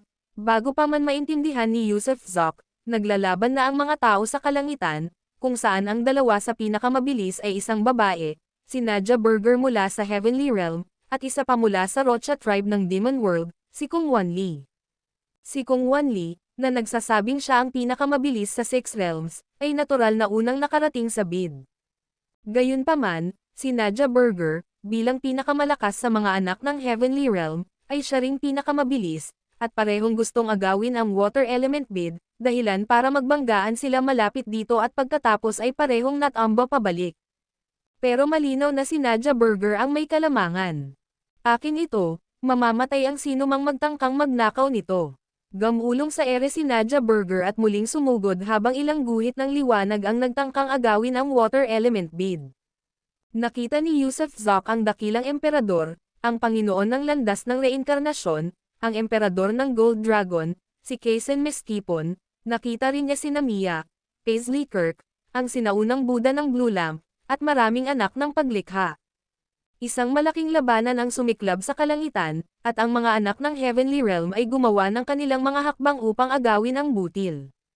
Malakas si Nadja Burger, ngunit hindi siya ang pinuno. Ang mga anak ng kaharian sa langit ay pansamantalang nagtipon at walang nasasakupan sa kanila, kaya ang kayamanan ay napunta sa sino mang nakatakdang makakuha nito. Kayang agawin ni Nadja Burger, at gayon din ng ibang mga bata ng Heavenly Realm, kahit ang mga nilalang mula sa Six Realms ay kayang sumubok. Nagkaroon ng kaguluhan, at isang santukan ang nagsimula sa kalangitan habang sinusubukan ng lahat na agawin ang water element bid, ngunit walang nagtagumpay.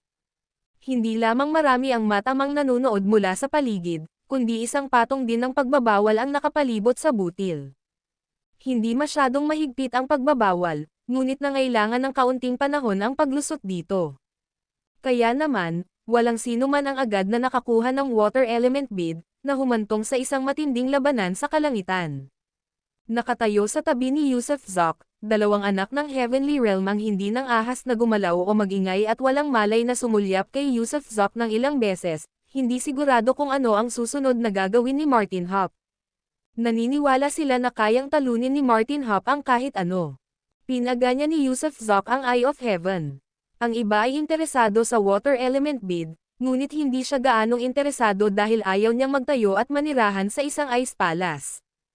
Kaya, sinimulan niyang gamitin ang Eye of Heaven upang sumilip sa loob ng palasyo. Sa ilalim ng epekto ng mata ng langit, natagpuan niya ang isang hindi nakikitang patong ng pagbabawal sa paligid ng palasyo. Pagkatapos noon, wala na siyang ibang makita, kahit ang Eye of Heaven ay hindi kayang maintindihan kung ano ang nasa loob ng Ice Palace. Sa oras na ito, habang nakikipaglaban ang mga Panginoon para sa water element bid, ilang maliliit na cultivator ang nagsimulang sumubok na pumasok sa Ice Palace, at nakapasok sa depensibong formation. Hindi rin masyadong malakas ang depensang ito, parang anumang oras ay mabibigo ito. Matapos magmuni-muni, biglang tumawa si Yusuf Zok, pagkatapos ay tumigil ng lumitaw ang kamay ng kataas-taasang langit. Kaninong kamay na gawa ng salamangka ito? Mawala kayo. Hindi napansin ng mga nagkukumahog na iyon na nakatayo si Martin Hop sa likuran nila. Kaya, nang biglang sumama ang isang kamay na ginamit sa salamangka upang agawin ang water element bid, ilang atake ang tumama patungo sa kamay ng kataas-taasang langit.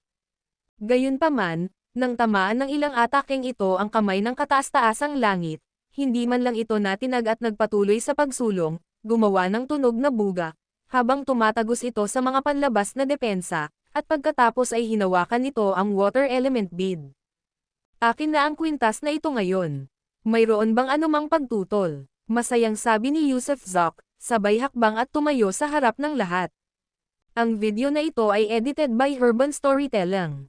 Kabanata 1219 na patayin, hinawakan ng kamay ng kataas-taasang langit ang perlas ng pinagmulan ng tubig, at humakbang din si Yusuf Zok sa matataas na kalangitan. Sa sandaling ito, malakas na kumaluskos ang kanyang damit, at ang kanyang tingin ay parang kutsilyong humahampas sa mga mukha ng mga powerhouse. Oy! Oy! Martin Hop, imposible, patay na siya. Anong nangyayari? Natigilan ang lahat nang makitang si Martin Hop pala ang nasa langit. Pinatay nila si Martin Hop, kaya paano siya nabubuhay pa? Wala akong pakialam kung patay ka man o buhay, o kung sino ka man, ibigay mo sa akin ang perlas na nasa kamay mo, o kung hindi. Mamatay. Hinanggad ni Nadja Burger ang Water Origin Pearl at humakbang paarap kay Yusuf Zok, ang mahabang buhok nito ay lumulutang ng walang hangin. Maaaring hindi siya ganoon kaganda, ngunit ang babaeng ito ay may bahid ng isang magiting na mandirigma. Swoosh swoosh swoosh swoosh swoosh, ang dakilang emperador ng langit, si Otis Austin ang gininto ang dragon na may 5 kuko, sinaunang Buddha ng asol na lampara, demonyo ng 3 bangkay, Panginoon ng landas ng reinkarnasyon, mga anak ng langit na kaharian, lahat ng mga anak ng paglikha ay mabilis na umakyat sa matataas na kalangitan, pagkatapos ay tumayo sa tabi ni Nadja Burger. Sa katunayan, naglaban na sila dati, ngunit itong si Martin Hop ay isa ring karaniwang kaaway nilang lahat. Dahil hindi pa siya patay, ang kanyang muling paglitaw ay tiyak na haantong sa panibagong alitan sa kanila, at ang taong ito ay napakalakas, kaya kinailangan nilang magkaisa upang supulan siya. Kung sino ang makakakuha ng Water Origin Pearl pagkatapos siyang supulan, pagpapasyahan pa iyon mamaya, pero sa ngayon, kailangan muna nilang alisin ang malaking banta na ito. Nag-isip sandali si Paisley Kirk at saka lumipad papunta sa likuran ng karamihan, habang si Mia ay hindi gumalaw at nakatayo sa ibaba, walang humpay na binibigkas ang mga banal na kasulatan. Yaong mga nakakuha ng mga banal na kayamanan ay nasa itaas din sa matataas na kalangitan. Ang figurine na may mukha ng kabayo ng mundo ng ilalim, si Elijah Birch mula sa mundo ng mga demonyo, si Messiah Newton mula sa mundo ng mga mortal, si Valeria Jacobs, isang disipulo ng sinaunang Buddha ng asol na lampara na nagngangalang Mysterious MP, at iba pa, lahat ay nakatayo sa tapat ni Yusuf Zok. Gayunpaman, 2 anak na lalaki ng Heavenly Realm ang hindi gumalaw, ang 2 ito ang dating nakasama ni Yusuf Zok sa isang kwarto. Hindi sila nang ahas na kumilos ng padalos-dalos, dahil alam nilang napakalakas at hindi matitinag ni Martin Hop. Haha, kaya pala nagtipon-tipon kayo para patayin ulit ako. Sumulyap si Yusuf Zok sa karamihan, pero sa pagkakataong ito ay hindi na niya itinagal si Paisley Kirk, dahil ngayon ay plano niyang gumamit ng malalakas na paraan para tuluyang mapuksa ang lahat ng kanyang mga kaaway.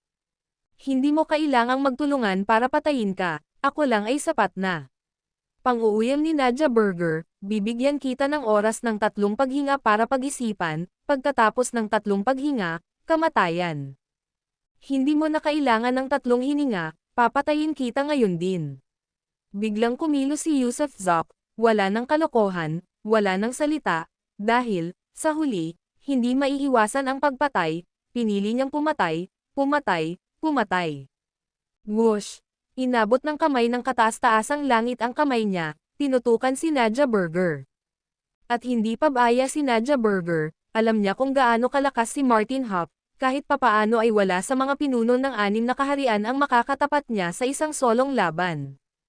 Kaya, nang dumampi ang palad ni Yusuf Zok sa kanya, sumigaw siya ng malakas, at biglang lumitaw ang isang balat ng pagong sa kanyang kamay, na naglalabas ng walang katapusang gininto ang liwanag, na bumabalot sa kanyang katawan, at itinuro niya ang isang daliri, oras, huminto. Kaya rin ng babaeng ito ang time pause technique. Gayunpaman, ang kanyang time pause technique ay tila hindi epektibo laban kay Yusuf Zok, dahil ang kanyang Hand of the Supreme Heaven ay hindi man lang huminto dahil sa paghinto ng oras, sa halip, mas mabilis pa itong lumapag direkta sa shell ng pagong. Paputok paputok paputok, ano, puff, sa isang tama lang, dumura ng dugo si Nadja Burger, at ang kanyang tortoise shell ay naglabas ng mga tunog ng pagkalabog.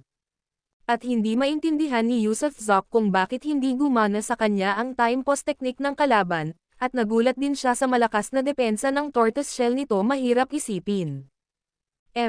Malamig niyang senggal, mabilis na lumitaw ang kanyang katawan sa layong 15 metro mula kay Nadja Burger, pagkatapos ay inilabas ang kanyang nasasakupan, ang tunay na chi ng Tai Chi, at pagkatapos, pinutol niya gamit ang isang kutsilyo. Isa na namang kutsilyo. Nanginginig sa takot ang 2 anak na lalaki ng Heavenly Realm na nakamasid mula sa ibaba, hindi sigurado kung kakayanin ito ni Nadja Burger. At sa sandaling iyon, naramdaman na lamang ni Nadja Burger na nakapasok siya sa isang hindi kilalang kaharian, kung saan lahat ng kanyang banal na kasanayan at pamamaraan ay nasusupol, maging ang mga kaisipan ng pagpapasakop ay lumitaw sa kanyang isipan. Ang presyon ng langit na daw, sigaw ni Nadja Burger, sinusubukang harangan ang lahat, ngunit pagkatapos ay dumura ng isa pang butil. Ang daming mahiwagang kayamanan ang babaeng ito. Lahat kayo, atake na, hindi na tayo makapaghintay. Patayin, patayin, patayin, patayin. Napagtanto ng lahat na walang pagkakataon si Nadja Burger laban sa kalamidad na ito, kaya tumigil na sila sa pagiging mga manunood lamang at nagsimulang kumilos. Ginamit ng dakilang Emperador Taiyuan at ng iba pa ang kanilang Lord Divine Power, pinakawalan ng mga may Divine Magic Treasures ang kanilang kapangyarihan, at itinapon naman ng mga walang Divine Magic Treasures ang mga mahiwagang kayamanan ng kanilang buhay kay Yusuf Zok. Paghinto ng oras, kamay ng pagkalante at kasaganaan. Ginawang palad ni Yusuf Zok ang kanyang kutsilyo habang sabay-sabay na umaatake ang lahat, sandaling pinahinto ang oras, at pagkatapos ay idiniin ang kanyang kamay ng pagkalante at kasaganaan sa ilalim mismo ng ulo ni Nadja Burger. Bang! Hindi makatakas si Nadja Burger sa pagkakataong ito, ang kanyang bungo ay agad na naduraj sa kanyang dibdib, at habang siya ay sumisigaw, ang kanyang katawan ay mabilis na natuyo bago sumabog ng malakas. Tinamaan si Yusuf Zok ng ilang atake, ngunit nanatiling hindi siya natinag na parang isang gininto ang tagapagtanggol, dahil siya ang may pinakamalakas na depensa kasama ang True Gang of Taiji, na kayang tiisin ang anumang puwersa. Dahil sa pagsabog ni Nadja Burger, biglang tumaas ang cultivation level ni Yusuf Zok at naging katulad ng sa isang 9th grade Great Emperor, nasipsip niya ang lahat ng asensya, espirito, at enerhiya ni Nadja Burger, at epektibong nilamon ang isang tunay na Diyos. Kasabay nito, hindi siya tumigil. Kasabay ng isang malamig na tawa, hamabi siya sa kawalan, ginamit ng husto ang kanyang Dao Realm, at humakbang sa tabi ng dakilang Emperador Taiyuan. Ang dakilang Emperador Taiyuan ang nangungunang emperador ng Immortal Realm, dahil 2 beses niyang tinangka na patayin si Yusuf, kaya ngayon ay tiyak na hindi niya palalayain ang emperador na ito. Ngunit habang pinapanood ng dakilang Emperador Taiyuan si Nadja Burger na mamatay ng Maduraj at si Yusuf Zok ay tumalon sa tabi niya, habang nakabalot sa kanya ang isang Heavenly Dao Realm, ang kanyang mukha ay naging berde, at sumigaw siya, na sinunog ang lahat. Sinunog niya ang lahat, dugo ng asensya ng buhay, banal na kapangyarihan, sinusubukang labanan ang panghuli at nakamamatay na atake ni Yusuf Zok. Walang silbi, walang makakapagligtas sa inyo, walang makakapagligtas sa sinuman sa inyo. Sa wakas ay inilabas ni Yusuf Zok ang Heaven Punishing Sword, at gamit ang espadang ito sa kamay, kaya niyang patayin ang kahit sinong demonyo. Swish, swish, swish. Mabilis niyang iwinasiwas ang tatlong espada ng sunod-sunod, lahat ay nakatutok kay Taiyuan. Ang kanyang pagkamuhi sa emperador na ito ay walang iniiwang puwang para sa awa. Pagkatapos ng tatlong hiwa, ang dakilang emperador Taiyuan, ang unang emperador ng Immortal Realm, ay ginawang alikabok ng Heavenly Slayer Sword. Ang Heavenly Slayer Sword ay hindi lamang para sa pagputol, mayroon itong mapanirang kakayahan na kayang bumasag ng kahit ano. Ang dakilang emperador Taiyuan, patay na. Lahat ng mga sinusubukan pa ring ilabas ang kanilang mga divine techniques at magic treasures ay natulala nang makita ang bangis ni Yusuf Zok. Masyado siyang malakas, hindi siya kayang saktan ng kanilang mga atake, ngunit madali niya silang mapapatay. Kaya kahit magsanib puwersa pa sila, wala silang laban sa kanya ngayon. Susunod, humakbang si Yusuf Zok sa kawalan, iniiba ang kanyang mga hakbang, agad siyang nakatabi sa 5-clawed Gold Dragon Emperor. Nang maramdaman ni Otis Austin, ang 5-clawed Gold Dragon, ang Dao Realm, ay nagkaroon ng malaking pagbabago sa ekspresyon at biglang lumuhad, nais ng Demon Clan na si Otis Austin na maglingkod sa Ginoo. Paglingkuran mo ang iyong ina. Walang pag-aalinlang ang ibinaba ang espada ni Yusuf, hiniwa si Otis Austin mula ulo hanggang paa, at hinati ito sa dalawang bahagi. Susunod, gumalaw siya patagilid at lumitaw sa tabi ng Three Corpse Demon. Ang demonyong ito ay nagtataglay ng Golden Mail Sword, isang divine magic treasure, kaya sa kabila ng takot, mayroon pa rin siyang kaunting kumpiyansa. Sa kasamaang palad, ang divine magic treasure ay hindi maihahambing sa kapangyarihan ng Heavenly Slayer Sword. Ang tama ni Yusuf ay sumalubong sa gininto ang espada ng lalaki, na kahit hindi nabasag ay sumigaw sa sakit, pagkatapos noon, sumabog ang buong braso ng tatlong bangkay na demonyo kasama ang itaas na kalahati ng kanyang ulo. Gayunpaman, ang demonyong ito ay tiyak na nakapaglinang ng kakaibang pamamaraan, sa kabila ng pagsabog ng kanyang ulo at katawan, ang sumabog na ambon ng dugo ay mabilis na nagtipon muli, at siya ay nabuhay muli, na mukhang mapatla at walang dugo. Nang akmang sasaktan muli ni Yusuf ang demonyo, bigla siyang nakaramdam ng pagkibot sa kanyang talukap mata, isang pakiramdam ng panganib mula sa likuran. Instinctively na gumalaw sa gilid, isang guhit ng liwanag ang dumaan sa kanyang tainga. Haji Jack, isang nakakadiring tawa ang umalangaw-ngaw, hindi pa ako huli, di ba? Ang video na ito ay edited by Herban Storytelling. Kabanata 1220 walang kwentang madre ang nagbigay ng mapanganib na suntok kay Yusuf Zok ay walang iba kundi si Tyler Nash. Ang undead na halimaw na iyon ay talagang lumabas mula sa Main God Palace. Hindi, tiyak na natanggap niya ang pamana ng pangunahing Diyos at nakarating dito sa palasyo ng Young God. Lord Demon Child. Nang makitang iniligtas siya ni Tyler Nash, sumigaw ang matandang demonyo na may tatlong bangkay at agad na umatras sa likuran niya. Pagkatapos, ang ibang mga tao mula sa Magic World ay nakatayo rin sa tabi ni Tyler Nash. Bumalik na ang gulugad ng Magic World. Nang makita ng lahat ang batang demonyo na si Tyler Nash, ang makapangyarihang figurang ito na nakabuhol kay Martin Hop at muntik nang manakit kay Martin Hop, labis silang natuwa sa kanyang pagdating. Dahil masyadong mapanganib ito, at batay sa paraan ng pagpatay na ginamit ni Martin Hop kanina lang, pinangangambahan na sa huli, lahat ng tao rito ay papatayin niya. Kaya naman, ang pagbabalik ng Demon Child na si Tyler Nash ay naging haligi rin ng kanilang lakas. Labis na nena si Yusuf Zok, at nanlamig ang kanyang mga titig. Alam niyang sila ni Tyler Nash ay palaging magiging ganito, hindi kailanman makakapamuhay ng mapayapa. Tuwing lumalakas si Nash, lumalapit siya para maghanap ng gulo, likas sa kanya iyon. Hindi niya kayang mabuhay nang hindi sinasalungat si Yusuf. Pero ngayon, marami pa ring taong hindi niya napatay. Hindi pa nahuhuli sina Paisley Kirk at Mia. Hindi ka pa ba tapos? Tumingin siya kay Tyler Nash at sinabing, ang makita kang nandito, na nagbababad sa walang hanggang kaluwalhatian, ay tunay na nagpapainggit at nagpapahanga sa isa, ang paghanga ay dumadaloy na parang rumaragas ang ilog. Talikuran mo ang ilog. Tinatanong kita, tapos ka na ba o hindi pa? Malakas na putol ni Yusuf Zok sa kanya. Panginoong anak ng demonyo, ang lalaking ito ay isang matinding kaaway. Sina Tian Yuan, Otis Austin, at Lord Zhou mula sa Heavenly Realm ay pawang napatay niya.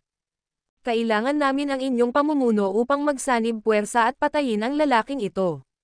Ang nagsalita ay si Thomas Wilkinson mula sa Immortal Realm, isang dakilang emperador na kabilang sa nangungunang 10. Ang kanyang anak na si Ezekiel Wilkinson ay pinatay ni Yusuf Zok, kaya naman si Yusuf ang pinakakinamumuhian niya. Gayunpaman, itinuring siya ni Yusuf na isang maliit na banta, na plano niyang patayin siya sa huli, kaya hindi pa niya ito nagagawa. Nako, hindi naman masama, isang ang matinding kaaway. Pero parehong pinatay niya sina Tian Yuan at Otis Austin, di ba? Sok, ang lakas talaga. Ang numero 1 ranggo mula sa parehong Immortal at Demon Realms ay napatay niya. Nakilala na siya, sabi ni Tyler Nash sa mahinang boses, kakaiba ang tunog at ginagaya ang tono ng isang babae, pero nakakadiri talaga. Nawala ang gamit ng tampalasan na ito, at nabaliw na ang isip niya. Kaya nga kailangan natin si Lord Demon Child para pamunuan tayo, para magkaisa laban sa kaaway. Seryosong sabi ni Thomas Wilkinson. Ano nga ulit ang pangalan mo? Parang nakalimutan ko na. Ang emperador na ito ay si Thomas Wilkinson, ama ni Ezekiel Wilkinson. Sabi ni Thomas Wilkinson habang nakahawak ang mga kamay. Sige, kung gayon, ikaw ang mauna na mamatay.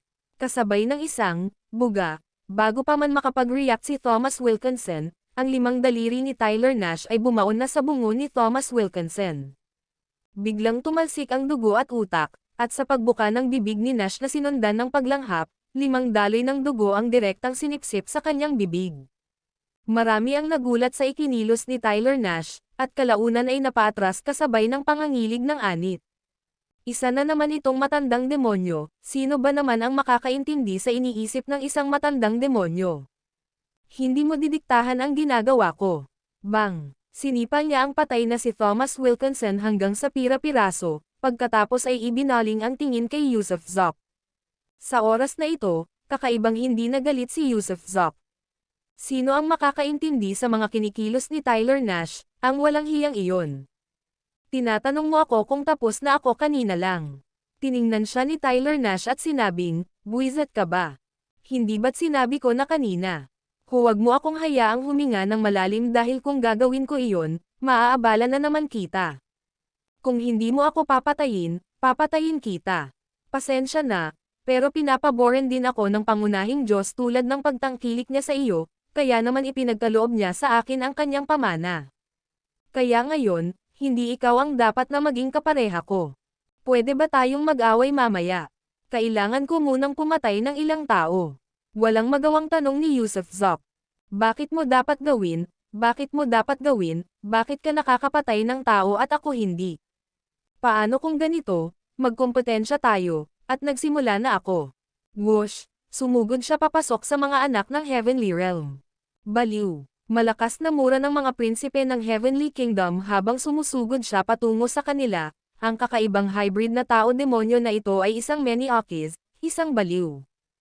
Ang mga tao mula sa 6 na iba pang kaharian ay natakot din sa mga kilos ng demonyong ito, ang kontrabida na ito, ang pabago-bagong bastardo na ito, ang demonyong undead na ito, kaibigan ba siya o kaaway?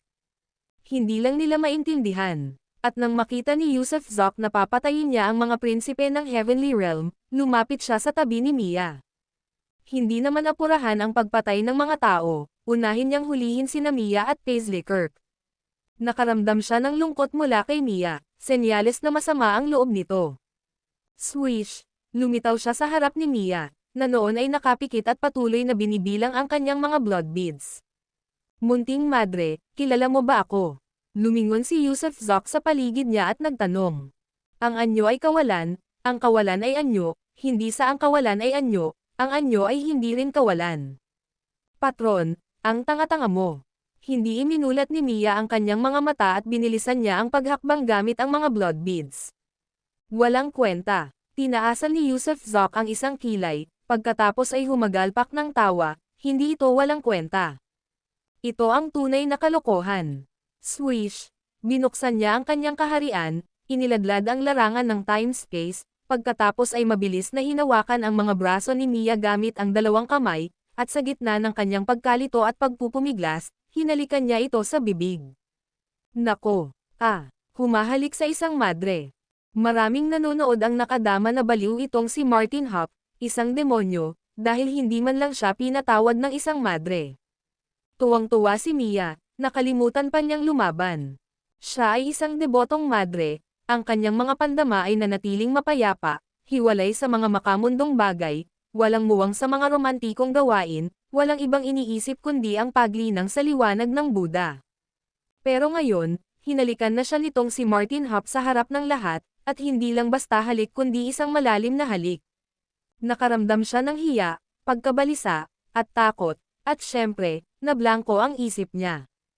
Gusto kong gawin ang higit pa sa paghalik sa iyo, gusto kitang agawin, kaya kalokohan ito. Medyo namula ang mga mata ni Yusuf Zok, medyo mamasa-masa ang mga gilid ng kanyang mga mata. Dati matalino at mapaglarong bata si Mia, pero ngayon, nagpaahit na siya ng ulo at naging kalbong madre. Sa pag-iisip nito, siya ay kapwa nasasaktan at napuno ng kalungkutan at puot. Bigla niyang itinulak palayo si Mia, tapos sa isang hakbang, sumugod sa harap ng sinaunang Buddha ng asol na lampara.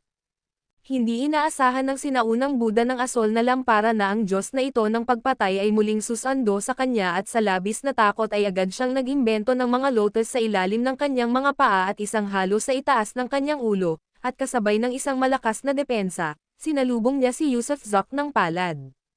Siyempre, pagkatapos ng banggaan, siya ay tumilapon pabalik, habang si Yusuf Zok ay nakatayong matatag sa kawalan, itinuturo ang sinaunang Buddha ng asol na lampara, ay freeze. Whoosh! Ang lumilipad na sinaunang Buddha ng asol na lampara ay nanigas sa ere. Mamatay ka! Bang! Sa isang pagtadtad ng kamay, ang sinaunang Buddha ng asol na lampara ay nabasag. Sa 6 na kaharian, walang makakapidyo sa kanya sa pagpatay. Kapag na-activate na ang 52 blood beads, kaya niyang walisin ang mundo, walisin ang 6 na kaharian, kahit ang mga Diyos ay kailangang iwasan siya. Hindi. Sa sandaling ito, napasigaw si Mia. Ginabayan siya ng mundo ng mga Buddha, at ng sinaunang Buddha ng asol na lampara, kaya nang makita niyang pinatay ito ni Yusuf Zok, sa wakas ay iwinaksi niya ang kanyang pulang tungkod kay Yusuf Zok. Huminto ang oras, kamay ng kataas-taasang langit. Hindi binigyan ni Yusuf Zok ng pagkakataon si Mia na makipag-ugnayan sa kanya at mabilis na binago ang anyo ng kamay ng kataas-taasang langit. Hinawakan at ipinadala ang kanyang katawan sa isang galaw patungo sa kailaliman ng dagat asul at malalim na dagat ng langit na cloud, at hindi lamang siya ipinadala sa dagat jade kundi nawala rin ang katawan nito roon. Sapilitang kinakagat niya ang daliri niya, at nagpatak ng 3 patak ng dugo nito sa 3 bato ng 3 buhay. Batid ng dagat, ikulong ninyo siya para sa akin ngunit huwag ninyo siyang saktan. Utos ni Yusuf Zok. Ang kanyang dagat na asol at langit na may ulap ay may Diyos ng dagat, dahil ang dagat ay may sariling Diyos, may telekinesis, bagamat hindi pa ganap na nabubuo ngunit may kakayahang umunawa ng kanyang mga salita, ang telekinesis na iyon ay taglay din ang kalooban ng hukbong dagat, ang kalooban ng dagat.